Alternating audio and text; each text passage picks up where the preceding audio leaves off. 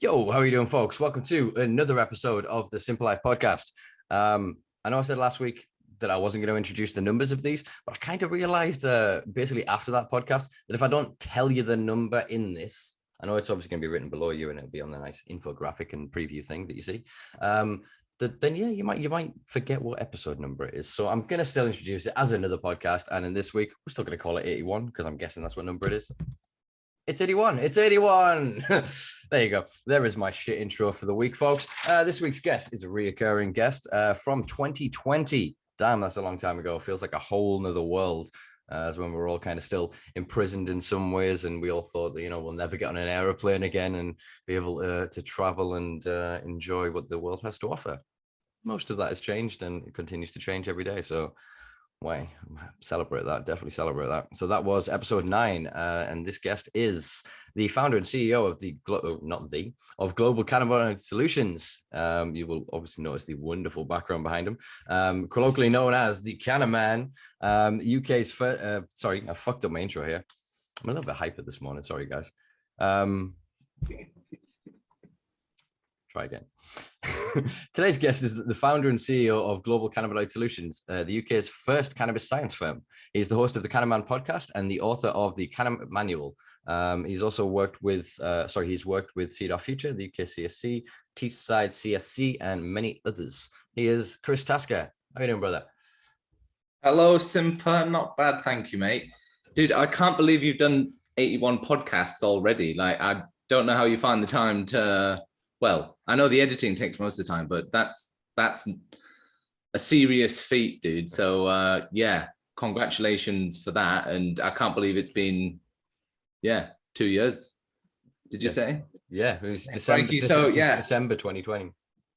Crikey, so yeah, time's flying. So I'm glad we're getting them in, and it only feels like a few weeks ago, and we keep in touch anyway, don't we, Simpa? So we do indeed. Yeah. There's always a lot to share and discuss in this world of ours. But no, thank you so much for having me. And I think we've got a decent little lineup and a decent little conversation set up for everyone. So I hope everyone enjoys it. And if you've got any questions as we go, I'm sure we'll do another one, or maybe do a bit of answer in the comments or something like that as well. So if we miss anything, let us know, and I'm sure we'll cover it in some other format at some point. So, hell yeah, Simpa, should we let it rip? Shall indeed. I think I'm due again on your podcast before too long. So do indeed chuck some questions in the what do you call it? The comment section below, folks. Any subjects that we might not have touched on, we might have missed, or just forgotten or not gone in depth enough on. We did have obviously quite a little bit of a chin wag before we hit record there. So I do hope that we haven't just lost all of the good conversation. Yeah, I think that's probably why I'm a bit hyper. I'm just so stoked to be able to, chat shit with someone else who sees the world in quite a similar way, So, there's a lot to cover here. Obviously, a lot has changed since December 2020.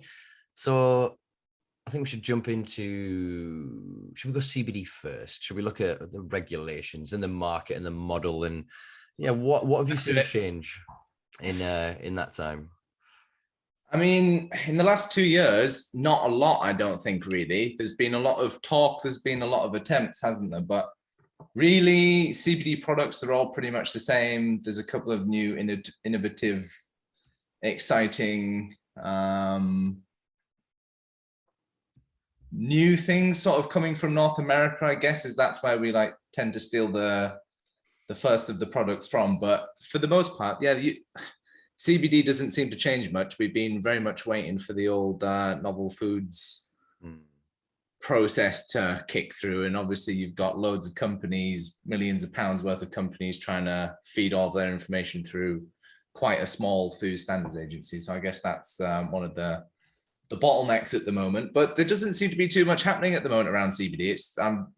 I know we've got a couple more companies that are looking to get listed in different capacities, but for the most part, Simpa, we're, I guess, still struggling with the consumer education side of things and just helping consumers understand what's going on with all the conflicting information for products around what's best, what are some of the claims that can be made, can't be made. And I was just speaking to a friend in North America who's saying that, the bud tenders in Canada can't make any claims around the products. All they can do is basically present it and provide information on the product itself. But yeah, any claims, there's a no-go. So for the UK, I don't think we're implementing too much of that. And I'd like to see the Food Standards Agency put out some more reliable consumer information. And again, maybe that's a Cannabis Industry Council project too, but something that we always seem to be battling, and it's something that no one really wants to focus on at the moment. So hopefully we can fill some of that gap with our lovely videos, Simpa. But for the most part, it'd be lovely if the regulators that taxes are paid to would be able to cover some of that and fund some of that as well. So I guess that's a bit of an overview of CBD. It's not too exciting at the moment, Simpa, I wouldn't say. I don't know if you'd agree with that, but it's more, I'm getting more and more people asking me questions about it, whether it be friends of friends and things like that. And so it's everywhere. Claudia Winkleman, she's been advertising it with a fringe as well, which must be worth a fortune. I hope it's insured for a fortune. But it's everywhere, isn't it? But information, good luck. So yeah, that's a constant battle that we're trying to sort of fight at the moment, isn't it? And helping people navigate the tricky space and all of the conflicting info is just a perpetual joy almost. So how do you find it at the moment, Simple? Like, what are CBD companies coming to you with ideas, or I've just seen projects, things like that? An exodus. So when the announcement was made sort of 2020 and people started to get sort of serious, we kind of covered some of this obviously last week with Captain Jones. So I'll include the link below, folks, for a bit more of a real in-depth look at what has happened with the FSA. So we'll just kind of skirt over some of that. I wanted to mainly have this conversation about a news article that I found 2 days ago from food.gov. And basically the intention of what kind of the FSA are doing moving forward. And it does seem that the shops that I visited, the people that I've spoken to, that previously I would kind of consult with or work with in a few years ago, they're just not there anymore. A lot of them have reverted back into the legacy market. They've gone back to self-regulating and producing, frankly, higher quality products that, yes, are unlawful and currently, I suppose, untaxed, but they are providing a better service and providing more to others in that grey market area, because they can't compete with the big boys. As we learned with Captain Jones last week, basically the first 5 players through the door didn't have products on the market. They didn't even meet the basic qualifying criteria that the FCA had laid down, and it kind of left this really bitter taste, I think, in a lot of the industry's mouth. A lot of people have reverted to online. If you don't have a physical store, it's a lot harder for the FSA or whoever to come walking through the door and look at your products. So people are diversifying the way they sell, whether it then be within the confines of the law or whether they're just getting creative. And I don't blame anyone on any side. The people I blame are the pay to play. This cronyism, this bullshit system that is allowing a handful of individuals to own and operate this system, while the people that built it, in much the same way we've seen with now what became the medicinal market, in which we're seeing what's become for legalization in other territories. The people that built the industry are therefore then locked out of it. I think people forget that before 2018, the majority of the, cannabis campaign was patient-led, wasn't it? And there were far more patient groups at the center of that conversation and facilitating that conversation. It was patient-led, but it was based on the idea of you're right. So it was never about trying to get a doctor involved or get a pharmaceutical company or get this legal firm involved or get this regulating body. It was never about any of that. It was about self-identification, grow your own, the right to social spaces and education, to create self-governing regulation, to create these originally the coffee shop system, I suppose, is what we highlighted in the UK. And there was a few that popped up in the mid 90s. I'm trying to pull the name out of my ass right now. There was one that was popular in London and lasted a few years, and that was because it was quite tied in with sort of Rastafarian culture. And it became a bit more, I think the optics were difficult for the local council to kind of shut them down. And then there was obviously the 2001 wave with Chris Baldwin, Colin Davies and others kind of opening their different coffee shops based on the Dutch model. And then obviously that evolved into the club models based on the Spanish system.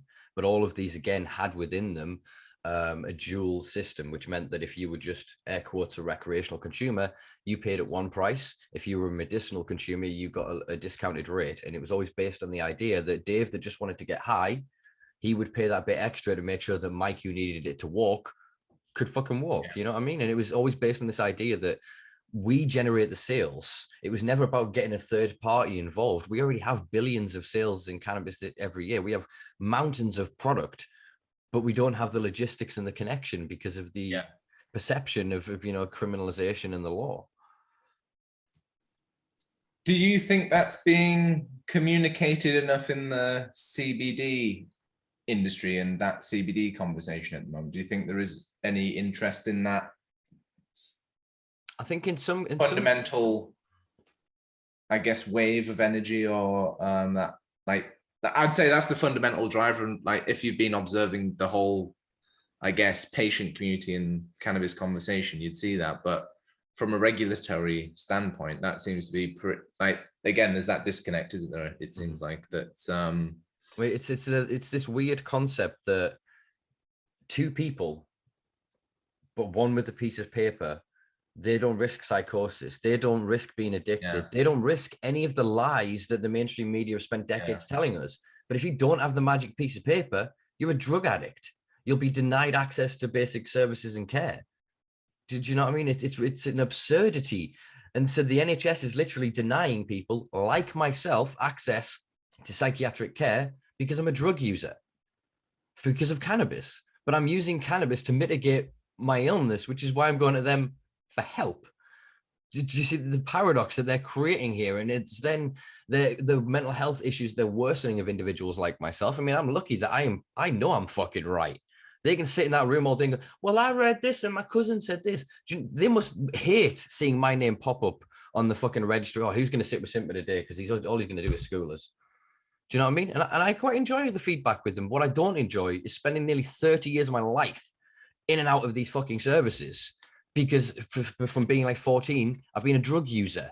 That's all I've been to them, is a drug user. They can't see that the drugs that I choose to consume or have historically chose to consume were helping me in some way. They can't see that paradigm. And now the same people that have created this, I'm going to use it deliberately, medical cannabis paradigm, this false paradigm, are co-opting psychedelics and entheogens. So at the same time, they're still demonizing, all those ket heads down at their free party raves. You're charging $6,000 a fucking session to infuse it into their fucking veins. With the hypocrisy on this, it's an absurdity. And I agree that as the cycles play out, I think that people within the CBD industry, more and more of them are seeing this, because they'll go and they'll sell Ethel that little bottle, and then she'll come in and go, Dave down the street, he grows it and he made us this naughty one. It's got the THC that really helps. And so that even there's this feedback relationship, so that at least then the honest business owners and the honest patrons of people that are providing products, they are getting this feedback. And if they're genuine and they're there for the right reasons, they kind of help, but then affect the way they operate and want to champion for further access, because they're seeing the benefit of it. So I actually know quite a few. I'm not going to name anybody, get anybody in trouble here, folks. Don't worry if you know me. We're going to grass on you. But I know quite a few CBD business owners, even air quotes your hemp, your low THC business owners, that supplement that with their illicit activities, because they help provide FECO, full extract cannabis oils. They provide products that they cannot sell, but they can use their engineering labs and etc. to produce and provide. So those are the companies that quietly I will champion and support. I understand their need for their limitation in the public face, but I also understand what they're doing privately. And I think that's what we need to have, that kind of unfortunately uncomfortable conversation in the industry, and kind of go, so why are you here? What's your end goal? Do you know what I mean? And we need to kind of separate into that, because at the minute we're like crabs in a bucket. There's a few of us going, this isn't fucking right. We could be in the ocean, lads. First one tries to go up, and it's a metaphor because crabs do, they pull each other down. It's this spiteful nature of you. because they can't see that. Well, actually, I suppose I'm Disneyfying this in my head, and the other crab was not going to exactly sit on the edge of the rim and go, "Oh, mate, get your claw." But do you know what I mean? We're smart on that. We don't have to have that mentality that if one suffers, we all should suffer. If one suffers, that means we should all stand up to stop that suffering, surely. There was a couple of points you made there, Simpa. Sorry, that was quite a rant. Yeah. First one, and I'll do my best to keep track of the thoughts as I go. But first one, I think you're certainly not alone in having that frustration. And you're very right in the sense that cannabis is already there. There's already billions of pounds worth of cannabis moving through the UK population and being consumed already. That's been happening for a long time. And a lot of those consumers are also very well educated on the topic because they've, like you, have been used like in and around it, and it's been a part of their life for many years. And so when you're being asked to go to a doctor who arguably, well, who's not been trained on the area for years, you've spent there's a knowledge imbalance there slightly. And oftentimes I speak to doctors, I speak to patients who are saying that oftentimes the patient's got more knowledge than the doctor. And so can we reliably create a medical system that relies on that knowledge imbalance? I don't think so. And so are we trying to artificially remanufacture cannabis through the medical cannabis paradigm? Yes, I think so. And obviously, how do you get your foot in the door towards full-blown adult access and adult use? That's one of the mechanisms that's been used in the US, of course, isn't it? So it's a tactic that's been used before. It's pretty common knowledge, and you look anywhere across North America, you can pretty much see and translate what's going on over here in the UK. Again, correct me if you think I'm wrong here, Simpa, but I think it's almost, sorry, I think it's two different groups. I think there are a certain element, but I think it's that, I don't want to say myth, but that narrative that's keeping a lot of people apathetic. Oh, they got medical. I'll be a couple of years, we'll get ours. Yeah. And I think the UK is different in that they're trying to sidestep the plant and remove cannabis altogether. In the way that they're regulating CBD and talking about CBD, a lot of CBD companies don't put cannabis or hemp or whatever word is, they don't have the leaf, they're removing themselves from it. As more companies move to synthesizing it from yeast or from orange peels or whatever. I mean, the FSA themselves are now not even labeling it synthetic, as we discussed before starting recording. They're calling it ultra pure. So I think in the UK is slightly different to everywhere else in that, because of GW's 25-year-long cartel, effectively, and its monopoly, the system that they want is very different. And I think that that's going to affect the way that the UK market manifests, unless all of the consumer different groups, as it were, subgroups, whether you're low THC, whether you're CBD for wellness or for health or for whatever, if you have a prescription or not, or whatever it is, if we come together, we can demand and build that better access system, because I guarantee you that ubiquitous access for cannabis gives us all what we want, except it doesn't give them what they want. And I think that's one, we almost have to be careful of that narrative becoming kind of emboldened within us, that we just become apathetic and go, oh, we'll get it.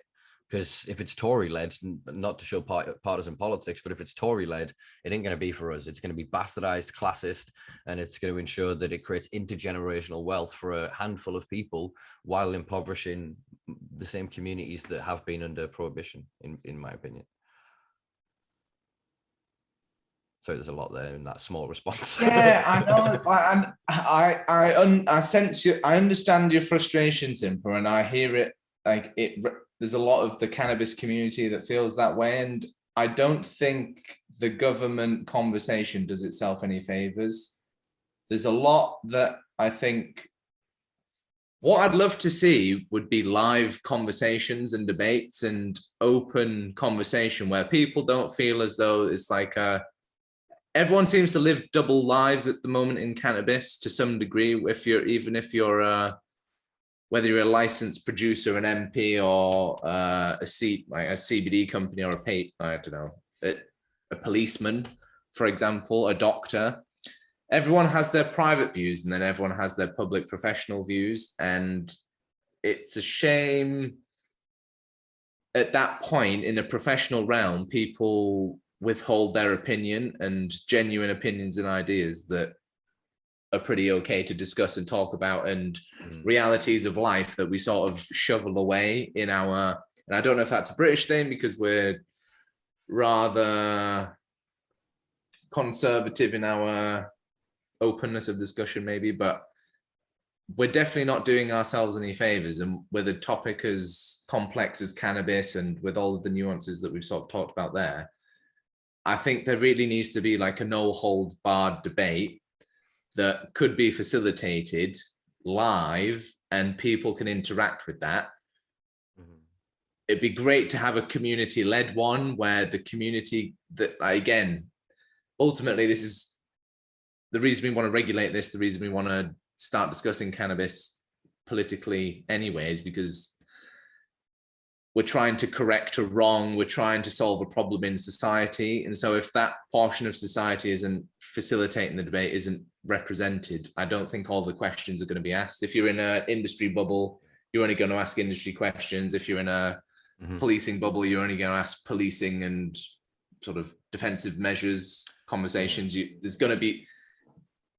There's always that bias in the conversation. So with our community of cannabis patients, it would be lovely to instigate and facilitate a patient community centered debate, whether that be a charity, whether that be the UKCSC or Product Earth, somebody. There's so many, I think there's the reason your podcast is so well supported, Simpa, and others as well, is because people want an open conversation. People want open discussion around cannabis ideas. And at the moment, and I think that's what's holding the industry back, is there's a lot of,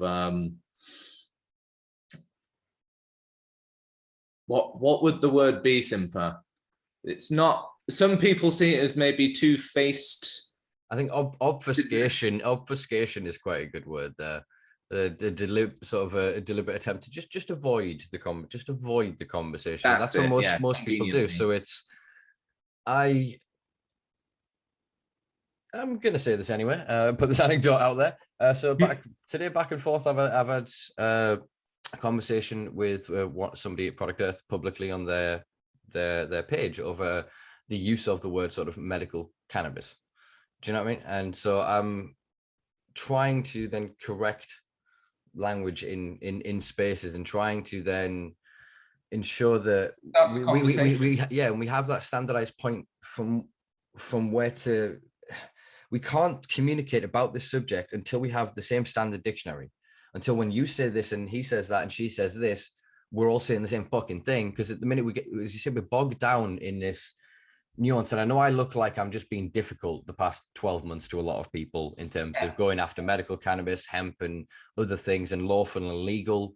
I'm just really trying to remind everybody that we have a duty of care right now to set the tone for the next generation of activism, for advocacy, for the politicians to adopt. Look, whether they're just paying us lip service or they are actually listening enough, they do take on some of our words. So we're already seeing there's a bill in one of the American states to ban the word marijuana. Do you know what I mean? As a racist term. So the movement is going to get onto it. So I think you need to get ahead of this. So frankly, there's going to be a tough conversation before too long where hemp has to have a conversation because it is not defined in English. It's an old English word, not in current parlance. And it is a colloquial term. So it is used differently in different areas to mean different things. Hemp is the arbitrary collection of a bunch of cultivars pre-approved by a regulatory body in any given area in the world. That's about as close as you can get to it, because all of it is cannabis sativa L. And that has been standardized within the nomenclature and the scientific terminology since the 1700s.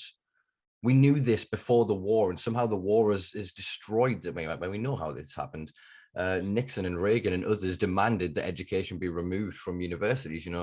Lecturers and people that knew of the history of cannabis and marijuana culture in the States and in North and Central America were literally chased out of there.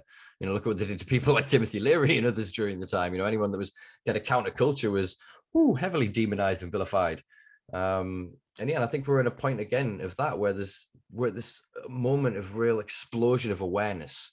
You know what I mean? And this is why I feel that they're trying to co-opt it. They're trying to take over it. So if they can define it and control it, like we were saying about the ketamine and mushrooms. So rather than us going out and 10 of us will go camp in North Wales and we'll have a beautiful fire, we'll go out mushroom picking, and then we'll make a tea and we'll all drink and have a ceremony together. No. They want you to charge $5,000 to go in and have a couple of pills with them, with 2 psychiatrists in a sanitized, homogenized room, you know, with a few bits of iconography, you know, to stimulate certain, you know, experiences, but nothing as profound as you could experience naturally, organically.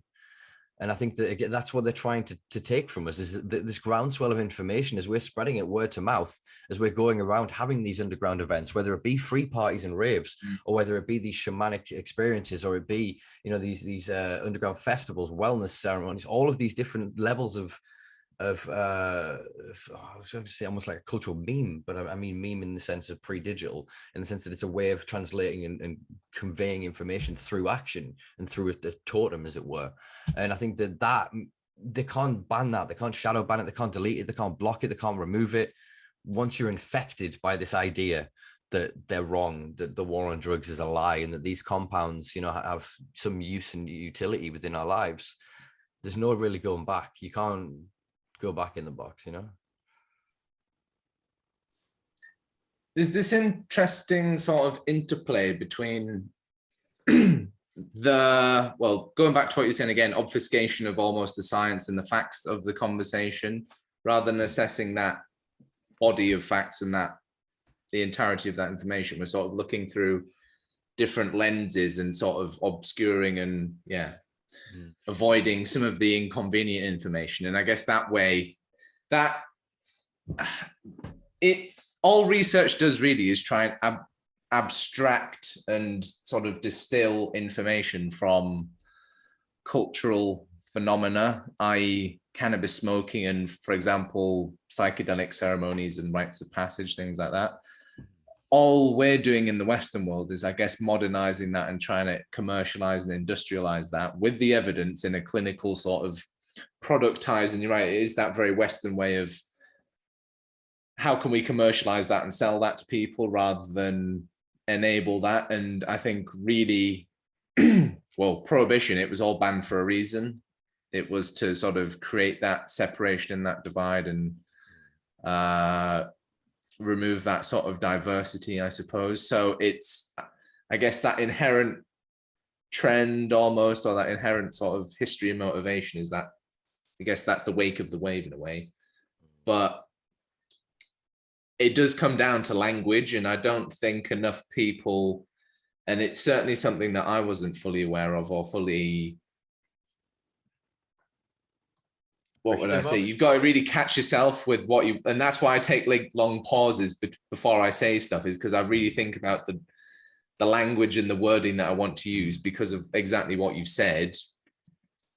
The word I'm using may not necessarily have the same meaning or definition or generate the same thoughts in your mind as it does for me. So, and that's what we were just talking about before we started recording, wasn't it? And I think what we've been alluding to is, and we might have even discussed this before, you know, Simpa, back in the day, a bit of a dictionary of terms, and whether I think that's something that the scientific community could probably do a better job of publishing and representing. Maybe that's at a UN level. Maybe, I mean, some standardized impartial definition terms. There's got to be an article out there. And again, what we were talking about this just before, weren't we? Every article has that defined set of terms that are going to be used throughout the study and throughout the article, so that everyone's on the same page with the conversation as they go through the study. So we should be doing the same, I think, in the industry, so that we do have, and particularly if we're going to be creating regulations that have knock-on effects for generations, we need to be setting out and intertwining some more science into that debate, into that conversation, and using that as it's like a chessboard without any defined markings. We've just got murky corners and sort of undefined spaces that are just arbitrarily labeled with language at the moment, and there's no Yeah, I guess, we're segmentation or fact. Yeah, well, there's plenty of segmentation, but there isn't a factual basis to any of that, and it hasn't been standardized almost yet. We haven't decided what any of these terms mean, and psychoactive, the government's definition doesn't match the definition of the research. As one example, the government already rejects all of drug science's wonderful research around drugs, and David Nutt and all of the studies that they commissioned themselves, they rejected the facts and the findings of. So it's not surprising that that trend isn't still continuing, and we're brushing up against some of that. But there's certainly a gap there, I think, for some clear definitions as to what is meant by cannabis sativa, hemp, sort of dismiss it, I guess, dispelling some of these arbitrary terms that we've thrown around. And it's the language of prohibition is what we're sort of like, it's custard to the progress, isn't it? And I know Daryl Bickler, he is the wizard of words and language of prohibition. And if you really look at the language that we're using, it's perpetuating those sort of narrow-minded ideas and views. And exactly, that's what's got us to where we are. That same thinking is not going to get us to where we need to be and where we want to be and where it can be. So it's that just perpetual evolution of thinking, and I guess language, words, processes, facts, knowledge, information, everything in between. But yeah, I think that's really, it seems to be the sticking point at the moment, and the industry seems to be just tying itself in knots at the moment, trying to work out how do we, there's the arbitrary language, and then there's the reality of, well, everyone's got cannabis, can grow it anywhere, and will use it for whatever reason they want to ultimately. It's just, how do we define that, and how do we, with our public, in our public view, trying to define it is going to be completely different to how we define it if we were having a full big picture conversation with no personal and professional opinion. I think that professional opinion seems to have sort of exhausted itself almost in a regulatory sense and in an industrial sense. But maybe that's what we need, is more personal opinion, Simpa, and more companies, businesses, regulators, MPs, policemen sticking their neck out and going, well, look, do we, and doctors as well, do we really need to be in control of all of this? Yeah, well, no, for the most part. Do we have the time? Do we have the energy? Do we have the willpower? No, we should be trying to be more efficient with all of this time rather than trying to legislate more and create more bureaucracy in a way. Can we not just arm consumers with some information so they can make their own decisions and be impartial and hold the industry accountable, hold us accountable? God forbid. There's just that would be too easy almost to put out some logical, top level scientific information around cannabis, product safety, like don't mix it with prescription drugs would be a great one. Just put out some simple facts, public service announcements, whatever. But those just don't exist yet. And it's something that like we're playing around with, and that's why I'm ranting about it. But it's just simple steps like that and being overlooked in favor of fighting politically and arguing about, like, we're getting lost in the minutiae rather than looking at the big picture and saving ourselves a lot of problems, basically. So, yeah, what do you think, Simpa? No, I think you're spot on with the language, and I think it's just like, how can the industry see that, and will the industry perpetuate that? Or I say the industry, it will be perpetuated, but it also needs to be tackled, I think, and that seems to be where a lot of the confusion, where a lot of the disillusionment, and a lot of the delays seem to be coming from, is that disconnect again in what everyone means and what they want and what they say they want. But a lot to digest there. I think a good few points in response, but no, you nailed a lot of it, really nailed a lot of it. So I think we're in a position where, to go back to your chess analogy, we, the consumer, are sat trying to play chess with a child who doesn't know the rules, doesn't understand the pieces, they get there's a game, they understand there's a thing, and they go, oh, move. No, and all we want to do is just sit and play. And we just want to have this reciprocal back and forth. And it's you can't do that. You can't do that. But we can't teach the child the moves until they know the moves. So I'm sorry if this gets a bit chessy. I was a child chess champion. Thank you very much. So you can't learn, say, moves like castling or the en passant until you arrive at that point. It's pointless trying to teach somebody that move at the first start because they'll immediately go, what the fuck? So we're in that game where we're having to teach them the rules as we go. And I think that, as we spoke of many a times, and actually I'm not going to reveal the individuals working on it, but there's a few different people in different sectors working to create this dictionary and get this together. And I agree, scientific validation, that means that the politicians can't go, but that's your opinion. We're going to, fuck you, mate. 1860 whatever or 1270 fucking, when we can prove that these are the terms, standardized language across the world. You know, a lot of this, the reason we go to Latin as a dead language in that it's evolving to name things, is that then it stands in history. It can't be altered. It will be the same in 100 years as it was when it was discovered. Do you know what I mean? They're not then the interpretation of the terms of the words, and we need to do the same with cannabis. For all English is still an alive language, at least picking a standard language, sticking the nomenclature in that language, and then giving that to ubiquity across the world. I mean, luckily, most cultures, for all they have the older words for what was in Old English, what will have been hemp at the time before it was named cannabis, around the world, there are hundreds of different root terms of cannabia, cannayak, and all these other different kind of variants that come to it. But once there was the standardization in modern languages that have evolved since the point of the 1700s, they all use cannabis because we accepted that that's the standard term. So I think the same is then going to have to be true for some of the other processes and things. And that then means not just consensus within this country or within one industry in this country, it's ubiquitous across the entirety. And that, I think, as you said, is probably going to take UN or other intervention. So it's quite interesting that we reference this thing about academic papers and research papers then having to create a glossary, as it were, of their own definitions of terminology to ensure that the other peers reviewing and dissecting information from this understand what the fuck they're saying. There must have been these documents. We know the was it IHO's ACTA and the 1955 World Health Organization reports were the ones that kind of made the foundation of the 1961 convention. They must have had a definition of terms as what they defined as cannabis. So it would be interesting to see how, since the start of the legislation to where we are now, all of these different terms have changed and been co-opted and adopted by different parts of the industry and the reform movements to further their individual aims. And I can understand and appreciate why each has done that, because you highlighted it yourself. And I hold my hands up as being human like the rest of us. We're all narrowed by our own perception. You can't know what you don't know until you don't know it. You don't know that you know it.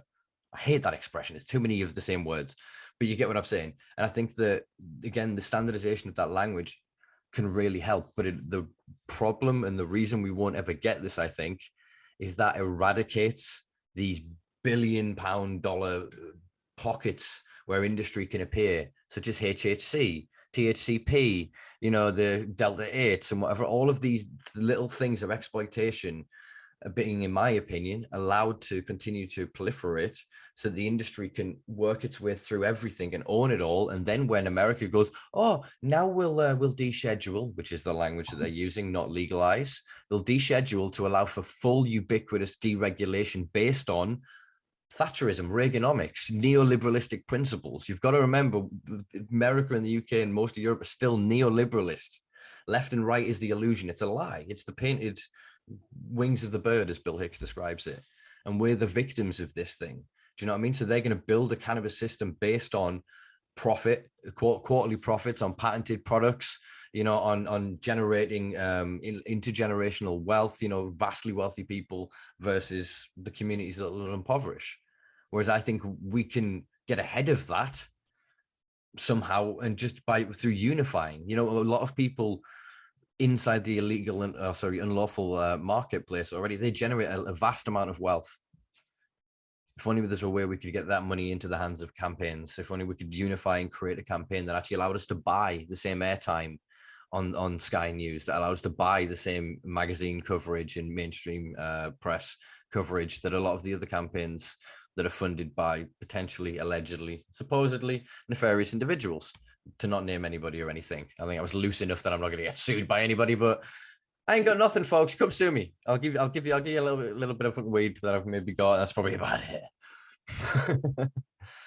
But yeah, I think that's covered my response to your points there. The language, definitely. Again, going back to what you touched on there, slightly class, like the awareness of that language only comes about from a certain level of education as well. And there's that education barrier. There's a lot of this discussion's hidden behind a lot of facts, a lot of misinformation, and a lot of money as well, I guess you suppose you could say. And that fuels funds, finances, and enables most of that progress, unfortunately. And again, going back to class, there's a small amount of people that have a lot of that resource, and most people don't have much of that resource. So there's that constant balance between, well, how can we make sure that we're serving everyone and not just serving the select few? And I think that's probably a fair way of describing it, is that it's just like, again, having an open discussion around it. What are your actual goals? What are your actual personal opinions? And why not have an open discussion around that? Obviously, not everyone wants to encourage that, and not everyone wants everything out in the open, but that's why we have a democracy. That's why we have this these open platforms and these it's not even modern world tools. It's not, but it's sorry to any prohibitionists out there, so sorry to cut you off, but it's not a case of whether you want it or not. It's discriminatory in the same way that you could hate gay people. You're not allowed to act on your impulse. You can hate whoever you want, but as soon as you start to then prejudice against them, that is against the law because it's discriminatory. If I was to chuck somebody out of a restaurant because they smell of alcohol, do you know what I mean? Do you not think I would then potentially face ramifications for this? There needs to be a reframe of this, that it's not about us asking for what they will give us. I agree that, they are the ones that predominantly fund the progress. But whose progress is that? Who's making the money? Who's actually any better off? There's 15,000 people in this country that have a private prescription and 3 that have an NHS one. I asked the question last week or in the last episode. I'm going to ask it again here because I want somebody to be able to answer this for me. Can we work out the economics of those 15,000 people and look at their situation? I just want to know the ethnicity of them. I just want to know, just metadata, nothing for anything sinister. I just very much feel that the people that are currently getting access, there's a classist paradigm at play here. That is just my inclination, and it's brought out immediately by the cost imperative, implication of the cost. Do you know of how much it actually costs to access it? Because then the majority of people say, oh, well, it's about market rate for the legacy market, but then that's not considering you can grow an ounce for 10 quid. If you bulk buy everything, and when you get good with what you're doing, especially with these modern LED lights and whatever else, you can really chuck some weight together for nothing. And I think that's the paradigm. Is cannabis is unlike anything else in the world.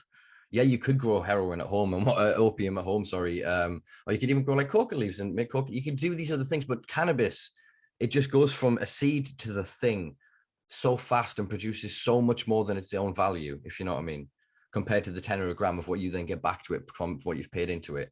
That, to me, that extra cash is the solution to classism. It is the solution to the current inflation problem. It is the solution to the cost of living crisis. You know what I mean?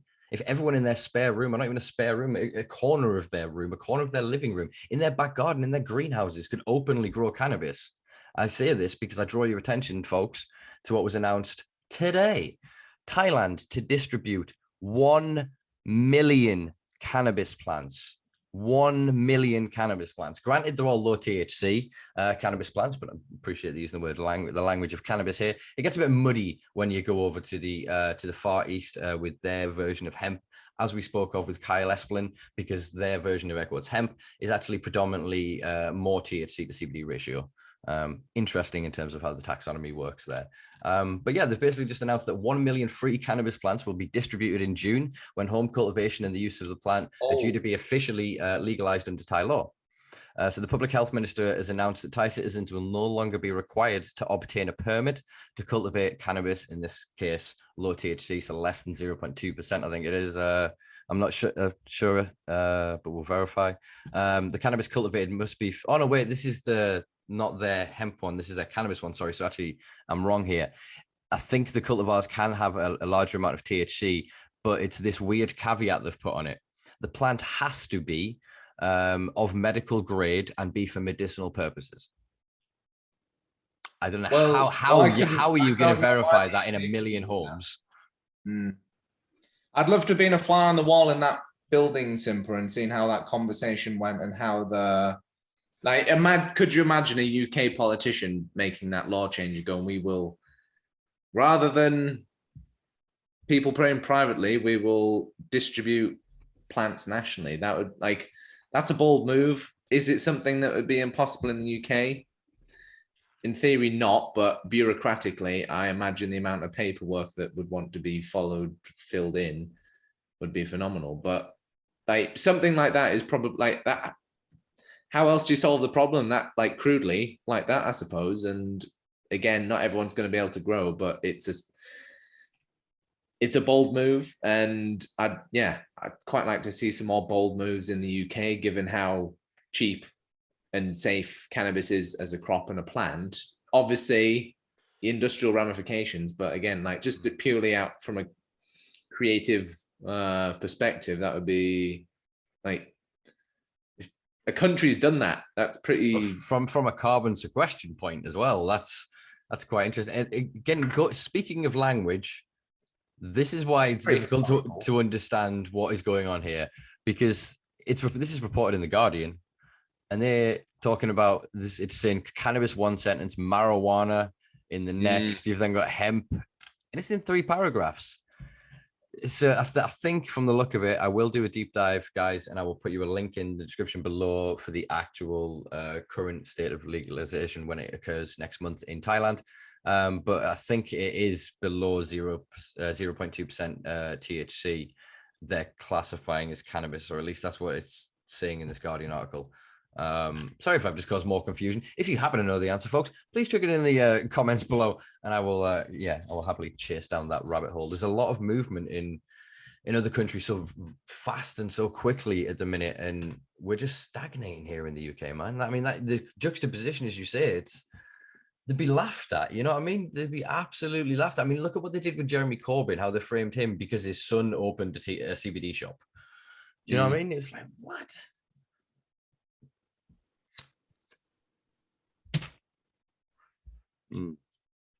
Interesting. At the moment, do you think things have improved, Simpa? I hear a lot of frustrations from for 15,000 of them.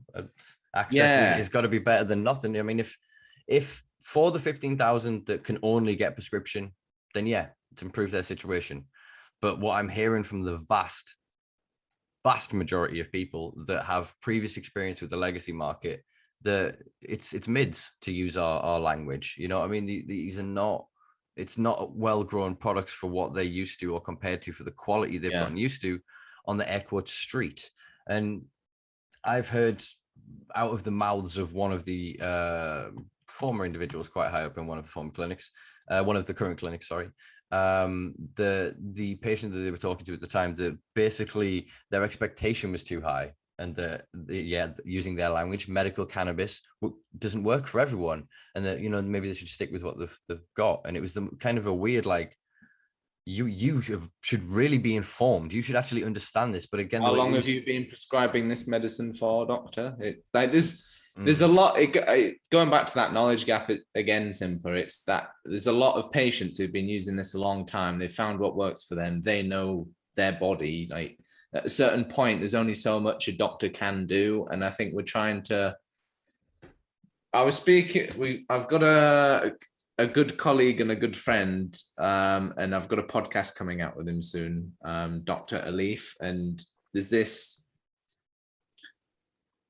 battle almost between the power of the doctor and the power of the patient, and it's a discussion that I remember from university in lectures. It's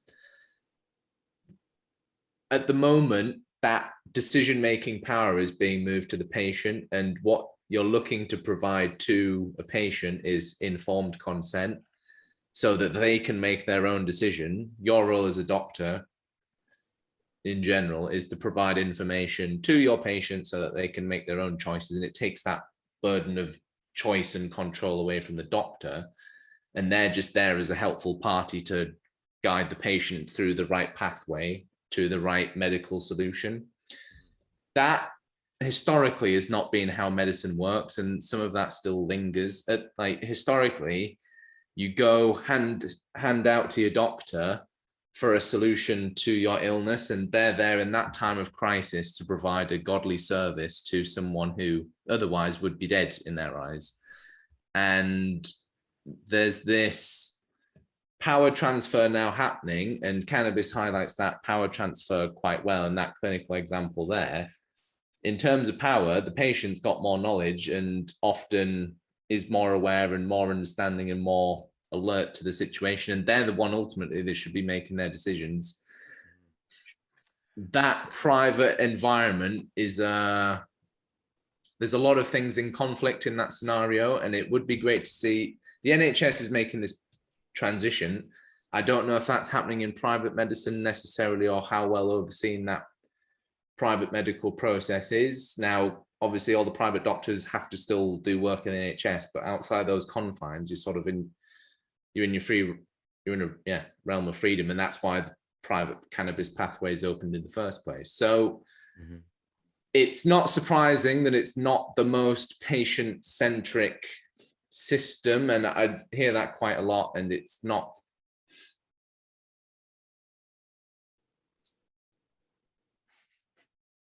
something you can necessarily legislate against either, but it's, again, I think an open conversation that needs to be had and maybe isn't being had, and conversations that maybe these clinics, if they were self-aware, could have as well, and hold their hands up. A lot of doctors, again, there's that battle between some people like to be in control, other people that they're there to empower you and your decisions. That doctors are human as well, fundamentally. Some doctors like being in power, and people get into jobs because they like power, surprise, surprise, and control. So elements of that are residual throughout cannabis as well. And this fundamental reluctance of the medical system to give up that control and choice to patients around cannabis and what they use, what they don't use. There's that dynamic exists, should I say. I'm not to say where anyone stands, because whoever you talk about, whatever situation we're discussing, they're going to be at a different point on that spectrum and within that dynamic. But those are the sort of extremes that you're juggling up against and that people are brushing up against. And as we're having these conversations, the facts are the same, but it's those dynamics that influence how those facts are sort of absorbed and selectively chosen. Those are our biases ultimately, but I think we forget that doctors have biases. They've got their own, they've got personal interests, they've got they're human too, they've got their own desires, wants, needs, hates. And so again, personal opinion, professional opinion, I think that seems to be what's sort of in battle at the moment. I think a lot of doctors know that, and there's been reports, I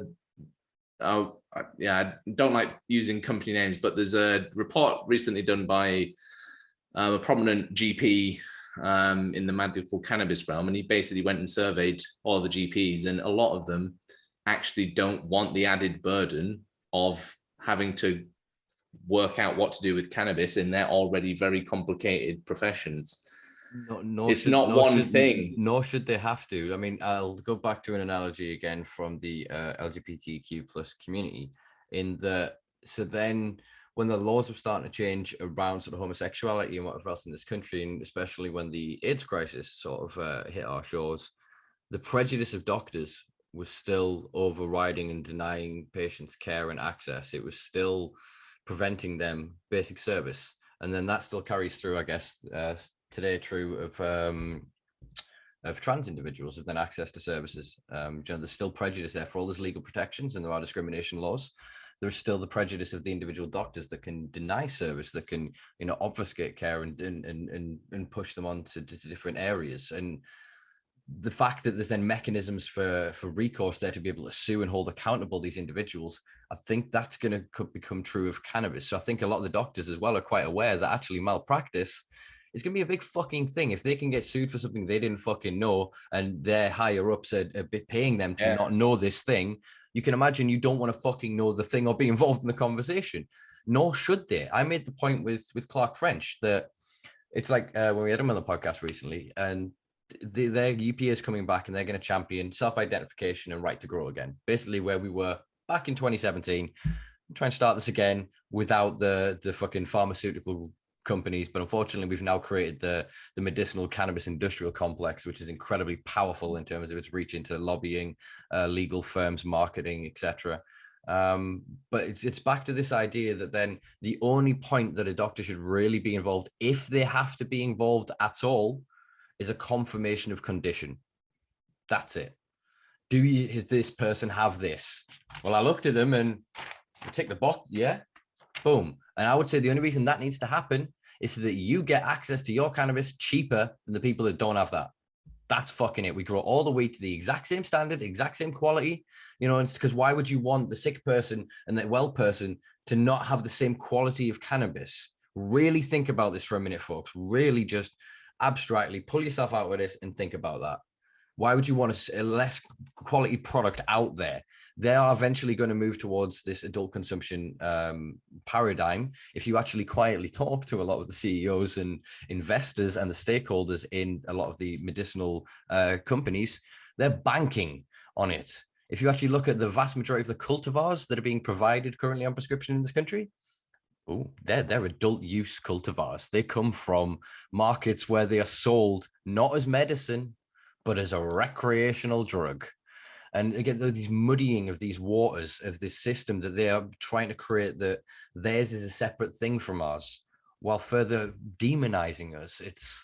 I think that they're going too hard at the minute, and I think there's gonna be like an elastic band. It's gonna snap. There's gonna be a backlash, and it's just gonna ping hard at them. And I think you're already seeing this with the patients movements themselves. For all the organizations that are there and not necessarily championing them the way the patients would want themselves, the patients are organizing. I see constantly, daily, these conversation threads of them interacting. What did you think of this? Where did you get this? What was the date on it? What did your packaging look like? Can I have this? Can I look at this? I've seen people weighing their products. I've seen people taking the stalks out. This is what we need to see. Hold them accountable. And exactly what you said is the truth is the truth is the truth. The same education that matters for the guy that's going to grow 1 million plants and make bank and go live on a beach in wherever you want to be in the world, you know, whatever your preferred beach is, to the guys that are then going to produce it to make into CBPMs for childhood illnesses or ailments. The knowledge is true. It's universal. And that's what we have to remember. Even in that article I've just looked at with the Guardian, the reason that they suddenly switched to marijuana was because they were then talking about the adult use of it. So they had to go to that demon word, because again, cannabis is now it's becoming a cleansed word, as long as it's affixed with the word medical, which, as we've discussed, is a misnomer. There is cannabis and the medicinal use of. So you can say medicinal cannabis because that actually states that you are using cannabis medicinally. English is a fun fucking language, but you know, we've all learned it for a reason.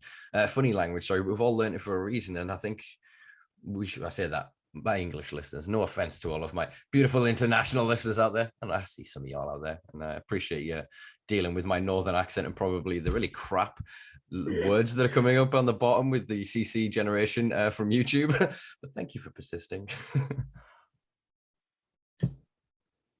You're not wrong, Simpa. Basically that's all we do now is help people see the facts, cut through some of those misnomers and those sort of cultural, political, financial dynamics, and just get back down to the basics of, well, look, what does the science say? What are the facts of the matter? And how can we use that to our benefit? How can we use that in a valuable and impactful way without perpetuating what's going on at the moment, joining the herd? Because everyone's getting dragged into that CBD medical cannabis bubble, and just, yeah, it's a slippery slope if you're sort of doing what everyone else is doing in a race to the bottom. And it's a distraction though, because they've created, here you go, here's they've created the assault course, and they've lined you all up and they've made you think it's a race. Yeah, they've manufactured this, and then they said go, and you've started, and while you're off running this clock, yes, and you're thinking you're gonna get a crumb of the pie at the end of it.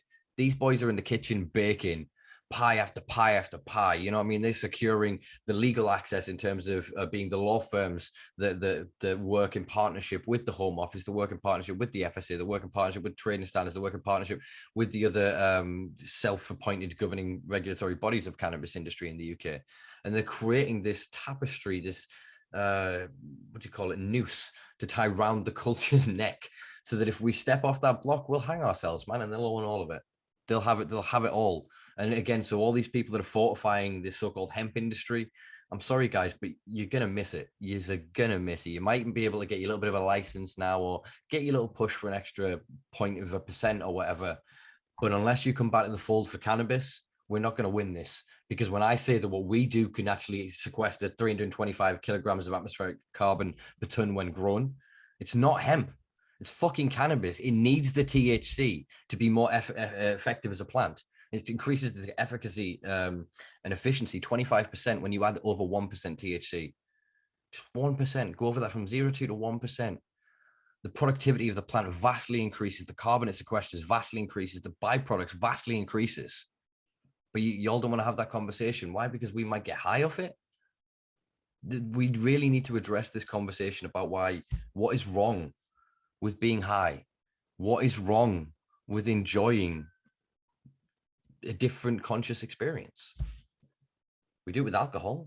You know, people climb mountains, people run, people jump out of planes, people scuba dive, you know, people do breath work. You know, there's like the whole Wim Hof crew and all that. You know, people do tantric breathing and exercises, and there's all kinds of historical, cultural ways of altering our consciousness naturally. We have this predilection towards wanting to be or be curious of a different state. Why is it that we criminalize this one? It gets quite fundamental and philosophical at a certain point, because it comes back down to like, what are the motivations for the decisions and actions that we're taking? Like, scientifically speaking, like looking at the facts, drug science exists for that exact reason. There's some pretty logical, rational ways to go about, and scientists have been looking at it for a long time, because we've been doing the research and monitoring the negative decline of public health with regards to drugs and disease. There's a lot of trends that are sort of being ignored as well. And yeah, I'd like to see a bit more of that information, a bit more of that research being integrated into some of these conversations. But Simpa, I guess that's the point of independent media, is like, the beauty of this is that we can have an open conversation around cannabinoids, the other ideas, the other perspectives and paradigms, and voice some of the other personal opinions that we hear that professionals who sort of have their hands tied at the moment can't discuss. And I'm fortunate that as the CEO of a company, I can talk about, I've got pretty much a free rein in terms of the ideas and discussions that we can have, and we can have an open debate, and that sort of the role that we can play is facilitating that. But I do sympathize with a lot of those people who are in one of those license producing companies, or are stuck within a regulatory agency or trading body, and they can't actually voice what is quite a rational decision. Is, well, do we actually need to, how far do we need to regulate nature at a certain point? How far, how much involvement do we actually need from regulators in our life? Are we creating a lot of the problems that we're trying to solve? Arguably, yes, as well. So is the answer more legislation, more regulation, more problems, or is it to maybe dial back some of what we're trying to focus on and take a step back from looking down the sort of lens, down the microscope, and go, oh, actually, there's a big picture, full world to sort of take a look at. And going back to the fundamental debate, it's hilarious that that's what the initial wave of cannabis law change was about, were patients being able to have access at home and be independent. That was the fundamental movement that the CBD industry rode in 2018, and that the medical cannabis community rode. Medicinal. And that's, yeah, the medicinal, sorry. And that's just sort of lost, well, it's been sort of hidden and lost in the noise, I suppose, with all the media, all the funding, all the content, all the articles, all the information that's out there. And we, definitely lost touch with the UPAs, the UKCSCs, the community conversations that were advocating for that just communal use. What is wrong? Why? How much involvement or how much regulation do we actually need? At what point do we just implement some common sense approaches as a society? Why does everything need to come from the top down? Can anything come from the bottom up? And cannabis, I think, is a great vehicle for that, but it's also applies to psychedelics, other drugs as well. And it's the problem is, for them. Here's the analogy, Simpa, and this is on YouTube, and I'm glad I documented this. We were speaking with Daryl Bickler, and the best hands down analogy I have heard for this whole conversation, and this is like, I'm not going to hype it up, but taking the conversation way back, going back to words, we're just talking about cannabis. This applies to every other drug, basically. What's wrong with experiencing that form of consciousness, and why is it okay in a clinical setting but not okay in a cultural setting? And if we pay for it, why is that? Obviously there's safety measures in place, but you can control that setting and that mindset by teaching people to do that. You don't need to charge them for that. Now, the analogy is that we're all artists, humans. We're all free-thinking artists, and the government has banned colored paint. All we're allowed to do is paint in black and white paint.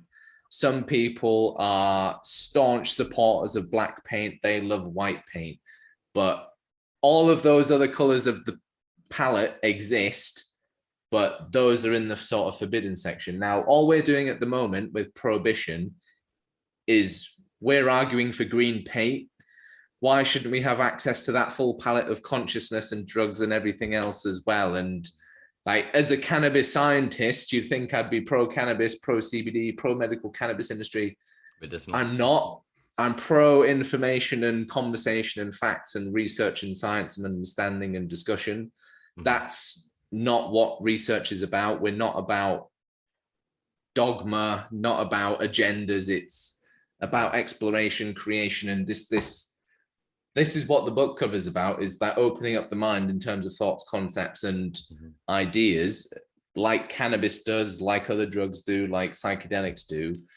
We're really keen to medicalize those and commercialize those, but we're criminalizing ourselves in the process. So it's this perpetuation of prohibition. Just, again, it's that 2.0 that you mentioned, Simpa. So back to the analogy, we're artists campaigning for green paint, while a lot of the population, say you're against colored paint and, oh, those dangerous artists, all of those colors are really bright and dangerous and someone could lose control of a vehicle or something like that. It's all happening anyway. So are we going to sensibly go and work out how to use the palette wheel and enable that full exploration of the palette and colors of life? Or are we just going to limit ourselves and sit back and be this sort of scared nation that has to ask, where does the decision-making process lie? And this is what we as Britons need to decide as well. Fundamentally, where do you want your choices to come from? Do you want to be making your decisions from, and again, it's like that patient-doctor dynamic, government-citizen dynamic. Do you want the doctor to have all the, do you want the government to tell you all the information that they think they have, or do you want to have all the information yourself and make your own decision? I know most people would like to make their own decision and have all the information so they can make an informed decision and provide informed consent. Government, by nature, doesn't necessarily want that.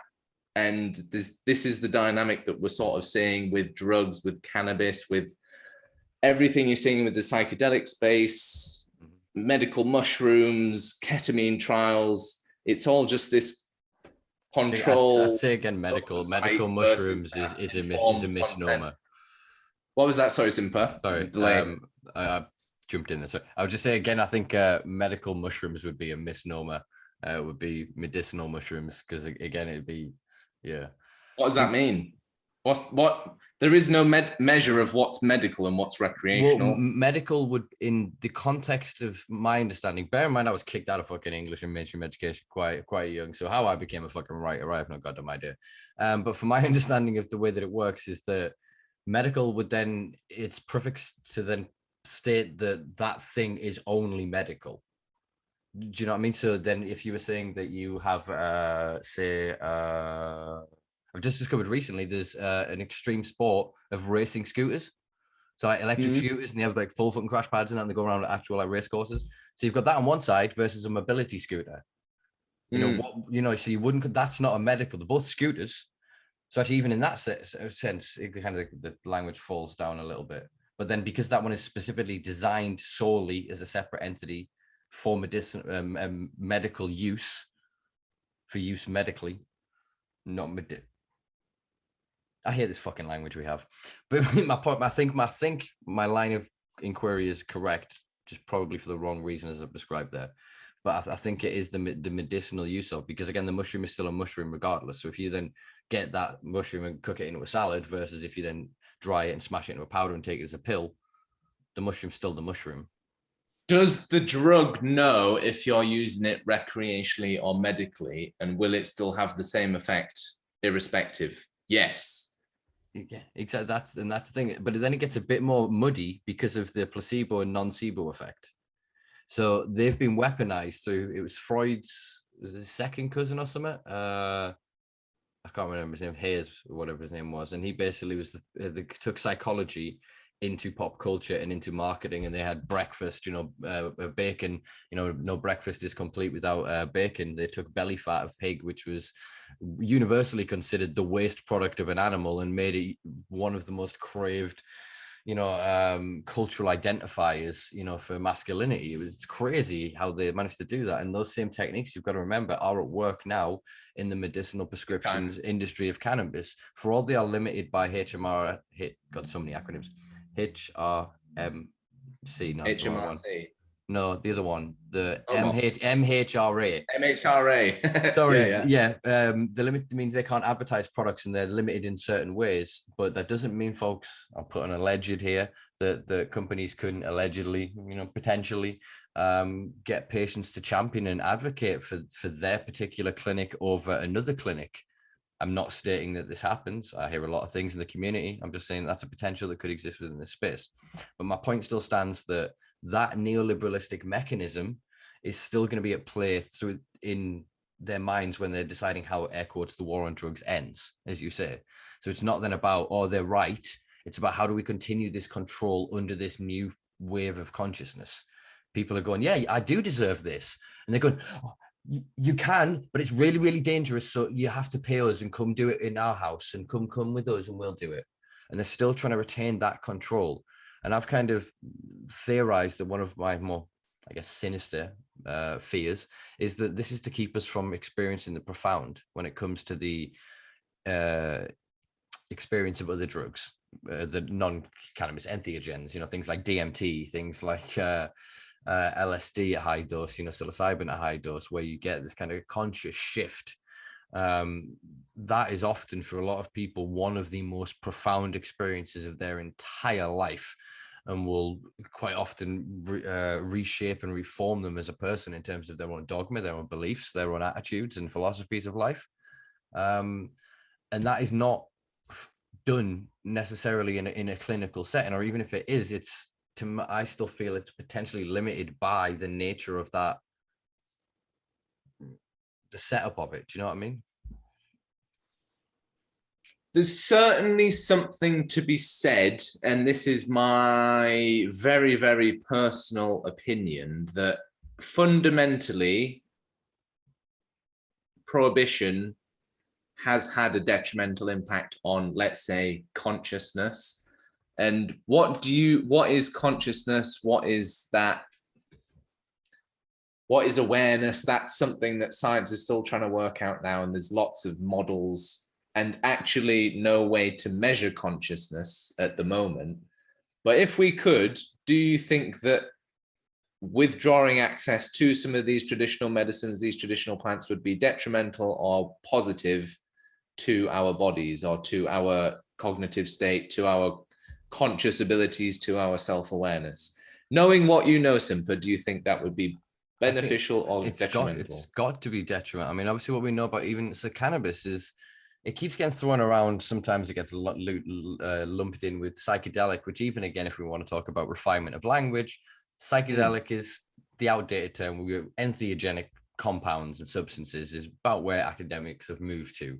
Psychedelic is still of the psychedelic as in mind manifesting, and they're starting to try and move away from that paradigm because it's too close to then the hallucinogenic concept and paradigm. And again, we're kind of trying to detach the experience isn't necessarily a hallucination, it's a synesthesic response. So some people have synesthesia where they're born with a commingling of senses. You'll have heard, some people can smell or taste a color. These people do amazing artwork of they're trying to translate these commingling of senses. We now understand that the brain operates in 11-dimensional space, and most of these compounds actually cause in some way either neurogenesis or neuroplasticity. So neurogenesis, I'm explaining this to the audience, not to you, the scientist with your 2 degrees. No, this is perfect. Neurogenesis then obviously stimulates the creation of new neurological pathways and of new neurons in the brain. So literally more power, as it were, to be able to process thoughts. Neuroplasticity basically increases almost novel connections.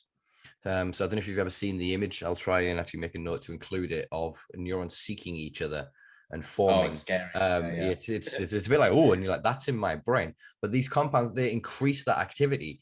And so what happens is, you think of that's only in two-dimensional space, effectively, you're looking at it down. But this is in 11-dimensional space, these things form.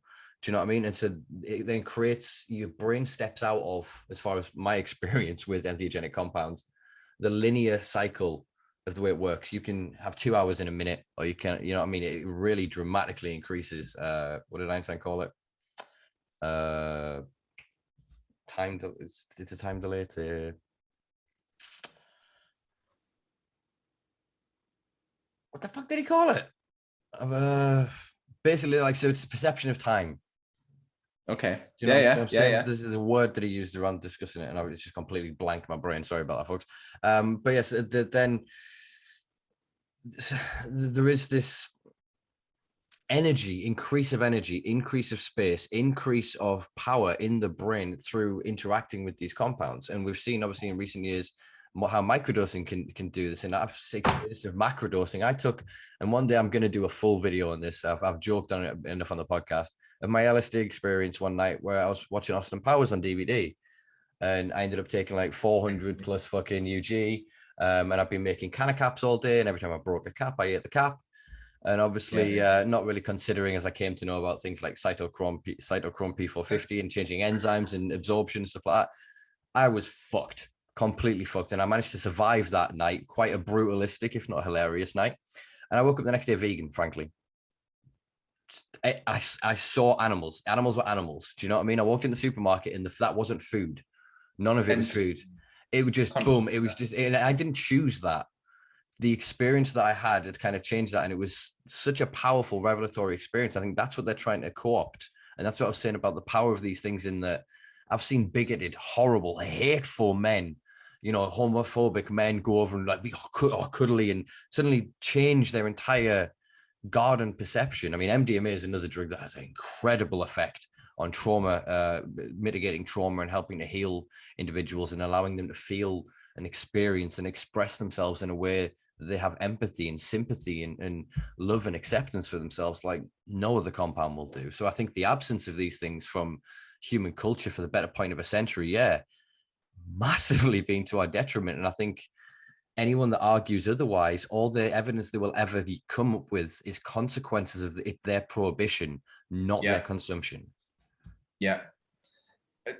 Thank you for talking out your view on that out loud, Simpa, because it wasn't a simple, I asked a very binary question, and talking through your thought processes. But evolutionarily speaking, drugs, consciousness, that's been intertwined since civilizations began. So if you look at the stone ape theory, and it's 200,000 years ago, human consciousness suddenly, we developed a neurocortex. where the hell did this come from? Where did this whole other part of a brain and this ability to have complex emotions, complex thoughts, to be able to think in those 11 dimensions, that is, as Terence McKenna highlights, he said that's psilocybin containing mushrooms.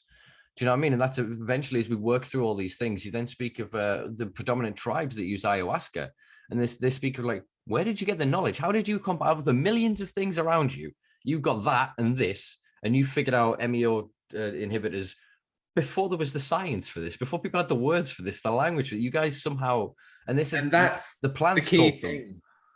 That's the key thing, though, Simpa. That knowledge is there culturally already. It doesn't need to be validated by medicine. If you're in the jungle, you've been bitten by a snake, likely the regional medicine man's going to know a better cure than the doctor from the Western world. So depending on the scenario, depending on the setting, all of this is, again, on that spectrum of depends where you are and depends on the context. The facts remain the same, the science remains the same, the effects remain the same, but it's our narrative around the interpretation of that data conveniently. And that's what prohibition has been, is that skewing of the facts. And so I guess what we've been alluding to again, Simpa, is that continual skewing of the facts by industry, by media, wherever it be coming from, whether it's intentional or unintentional. That's still a residual factor that is holding back the cannabis industry and society as a whole as well. We're just so easily swayed by surface level headlines, basically, and we don't get to see I'm going to throw out another analogy or abstract description, Simpa. A picture tells 1,000 words now. What is a headline then, in that sense? Like a headline is just a reverse reduction. It's a way of reducing 1,000 words down to a word. It's such a narrow, vague, non-factual way of talking about things, and that's basically what the British population's being fed, is just headlines. So it's doctors as well. No wonder that. Like, again, it's that first page of the book has been opened, but no one's read through to the full book yet. And so all of that information just sat there, not being used. And because we've only got a surface level knowledge, it's easily manipulated and swayed. And if you're going back to the classes, Simpa, if you've got incredible amounts of resources, you've got all of this at your disposal. If you're on the bottom end of that, you don't. And so these are just fundamental factors of life, society, of this sort of human ecosystem that we've got, that we're being spat around and we're just like in a bit of a wave or within the river, being washed around. So it's like, how do you, for patients, incredibly frustrating, for doctors, slightly intimidating and also quite frustrating, good opportunity. And then depending on where you are in that contextual spectrum, you want different things. And so what we'll get is probably some hodgepodge mix of grassroots, and hopefully that farmer world finds a beautiful way to blend with that grassroots community. But at the moment, it's skewed too far one way, it seems. And that original conversation that the Clark Frenches of the world were pushing through has sort of been lost amongst some of that. So hopefully we can have a bit more balance. What I'd love to see, Simpa, is just a bit more of a big picture conversation around drugs as a whole. And that's what I like drug science for, is it's not just cannabis. Yeah, I've got then something I've pitched many times before, and I'll pitch again. For all we're not at the end of it. When the law was changed in South Africa at the end of apartheid, they created the Truth and Reconciliation Committees. And so this was a period of time where people from all sides and all walks of life were allowed to come together and speak their truth. They were allowed to, if for nothing else, get it off their chest. I prejudiced my brother, my fellow man, my fellow citizen. And they were able to, from that, start to, obviously not immediately, I'm not going to go and give you a lecture on the history of South Africa. You all can go and deal with that yourself. but started the process of beginning to heal what was one of the worst front lines of racism in the world. And we look at cannabis, the war on cannabis consumers and the war on wider drugs is a lot more abstract. It's the same thing in a lot of ways. It's a tool and an enabling of misogynists, racists, classists, anybody of any hateful nature to use this mechanism to prejudice, to discriminate, to disempower and disenfranchise individuals that otherwise have validity within the conversation of wider society. And the absence of that over this 70, 100 years, if you want to go back to the 22 convention, the opium conventions in Egypt at the time. Was it Egypt? I think they were in Egypt at the time. And sorry, I'm trying to verify my own fact there. I can't verify if they were in Egypt at the time. I think Egypt were involved in something and I've misread the thing in my head, but whatever. So yeah, basically this century of time where these people have then slowly been demonized, slowly been vilified. You talk about the absence of color. Literally, that's what I'd say has been happened for the past century. It's been an absence of color, yet there are then pockets of it. Bill Hicks touches on this beautifully. He says, if you don't think that pot's done great things to the world, go home right now, folks, and throw out every album you've ever got. You know what I mean? Go home and throw away all the films. You know, never watch TV, never any creative pursuit. You want to tell me there were not drugs involved in this? You want to tell me there weren't people smoking on that reefer, they weren't taking a bit of mushrooms, and it's showing and trying to give you a glimpse into this world while they're banned from using the colors to illustrate it, the words to speak it. People have been safeguarding this information and this idea and these concepts for the better part of a century. And what I'm trying to get us to kind of be bold and brave enough for is to kind of, we can have color. As you say, we can have color. It means seriously doing a lot of work, but the world we could have, and I've made this point, I've produced a document recently of how prohibition affects and damages people that don't consume cannabis, and everything from ecology to economics to the environment. There are so many ways in which them demonizing us lot for getting a bit high is killing and destroying all of us. And I think if we can actually get a version of that conference committee or like a prohibition roadshow that travels around with academics and experts, and for all they can only speak for their limited part, we can put 5 of them on a panel, and each of them can sound their part. And together that tells the truth. Even if each of them can't, they can speak enough to the line of where they're allowed, where they're brave and bold enough to do so. And there are some impassioned people, you know me, dude, I speak to a lot of people every week, just constantly engaging. And I'm hearing more and more people that have degrees, that have academic accreditations, that have big money industry business, that want that next thing, but they can't be the ones to push it. They can't be the ones to create it. We need to revitalize and reinvigorate the grassroots movement in this country. They say there's over 4 million so-called recreational or adult cannabis consumers in this country. If we can unify them together, we can affect politics on the large scale. We can literally, the voting power of 4 million adult consumers in this country. Every party would chase us. We would never need to email a politician again. They would be banging down our goddamn doors. We need to recognize our power, that we have all of the knowledge, we have all of the experience, and we have the consumer power. Look at what they've done. They tricked dozens of companies from countries around the world to come and invest tens of millions of pounds on the promise of 1 million plus prescriptions. 3 years later, they've got 15,000.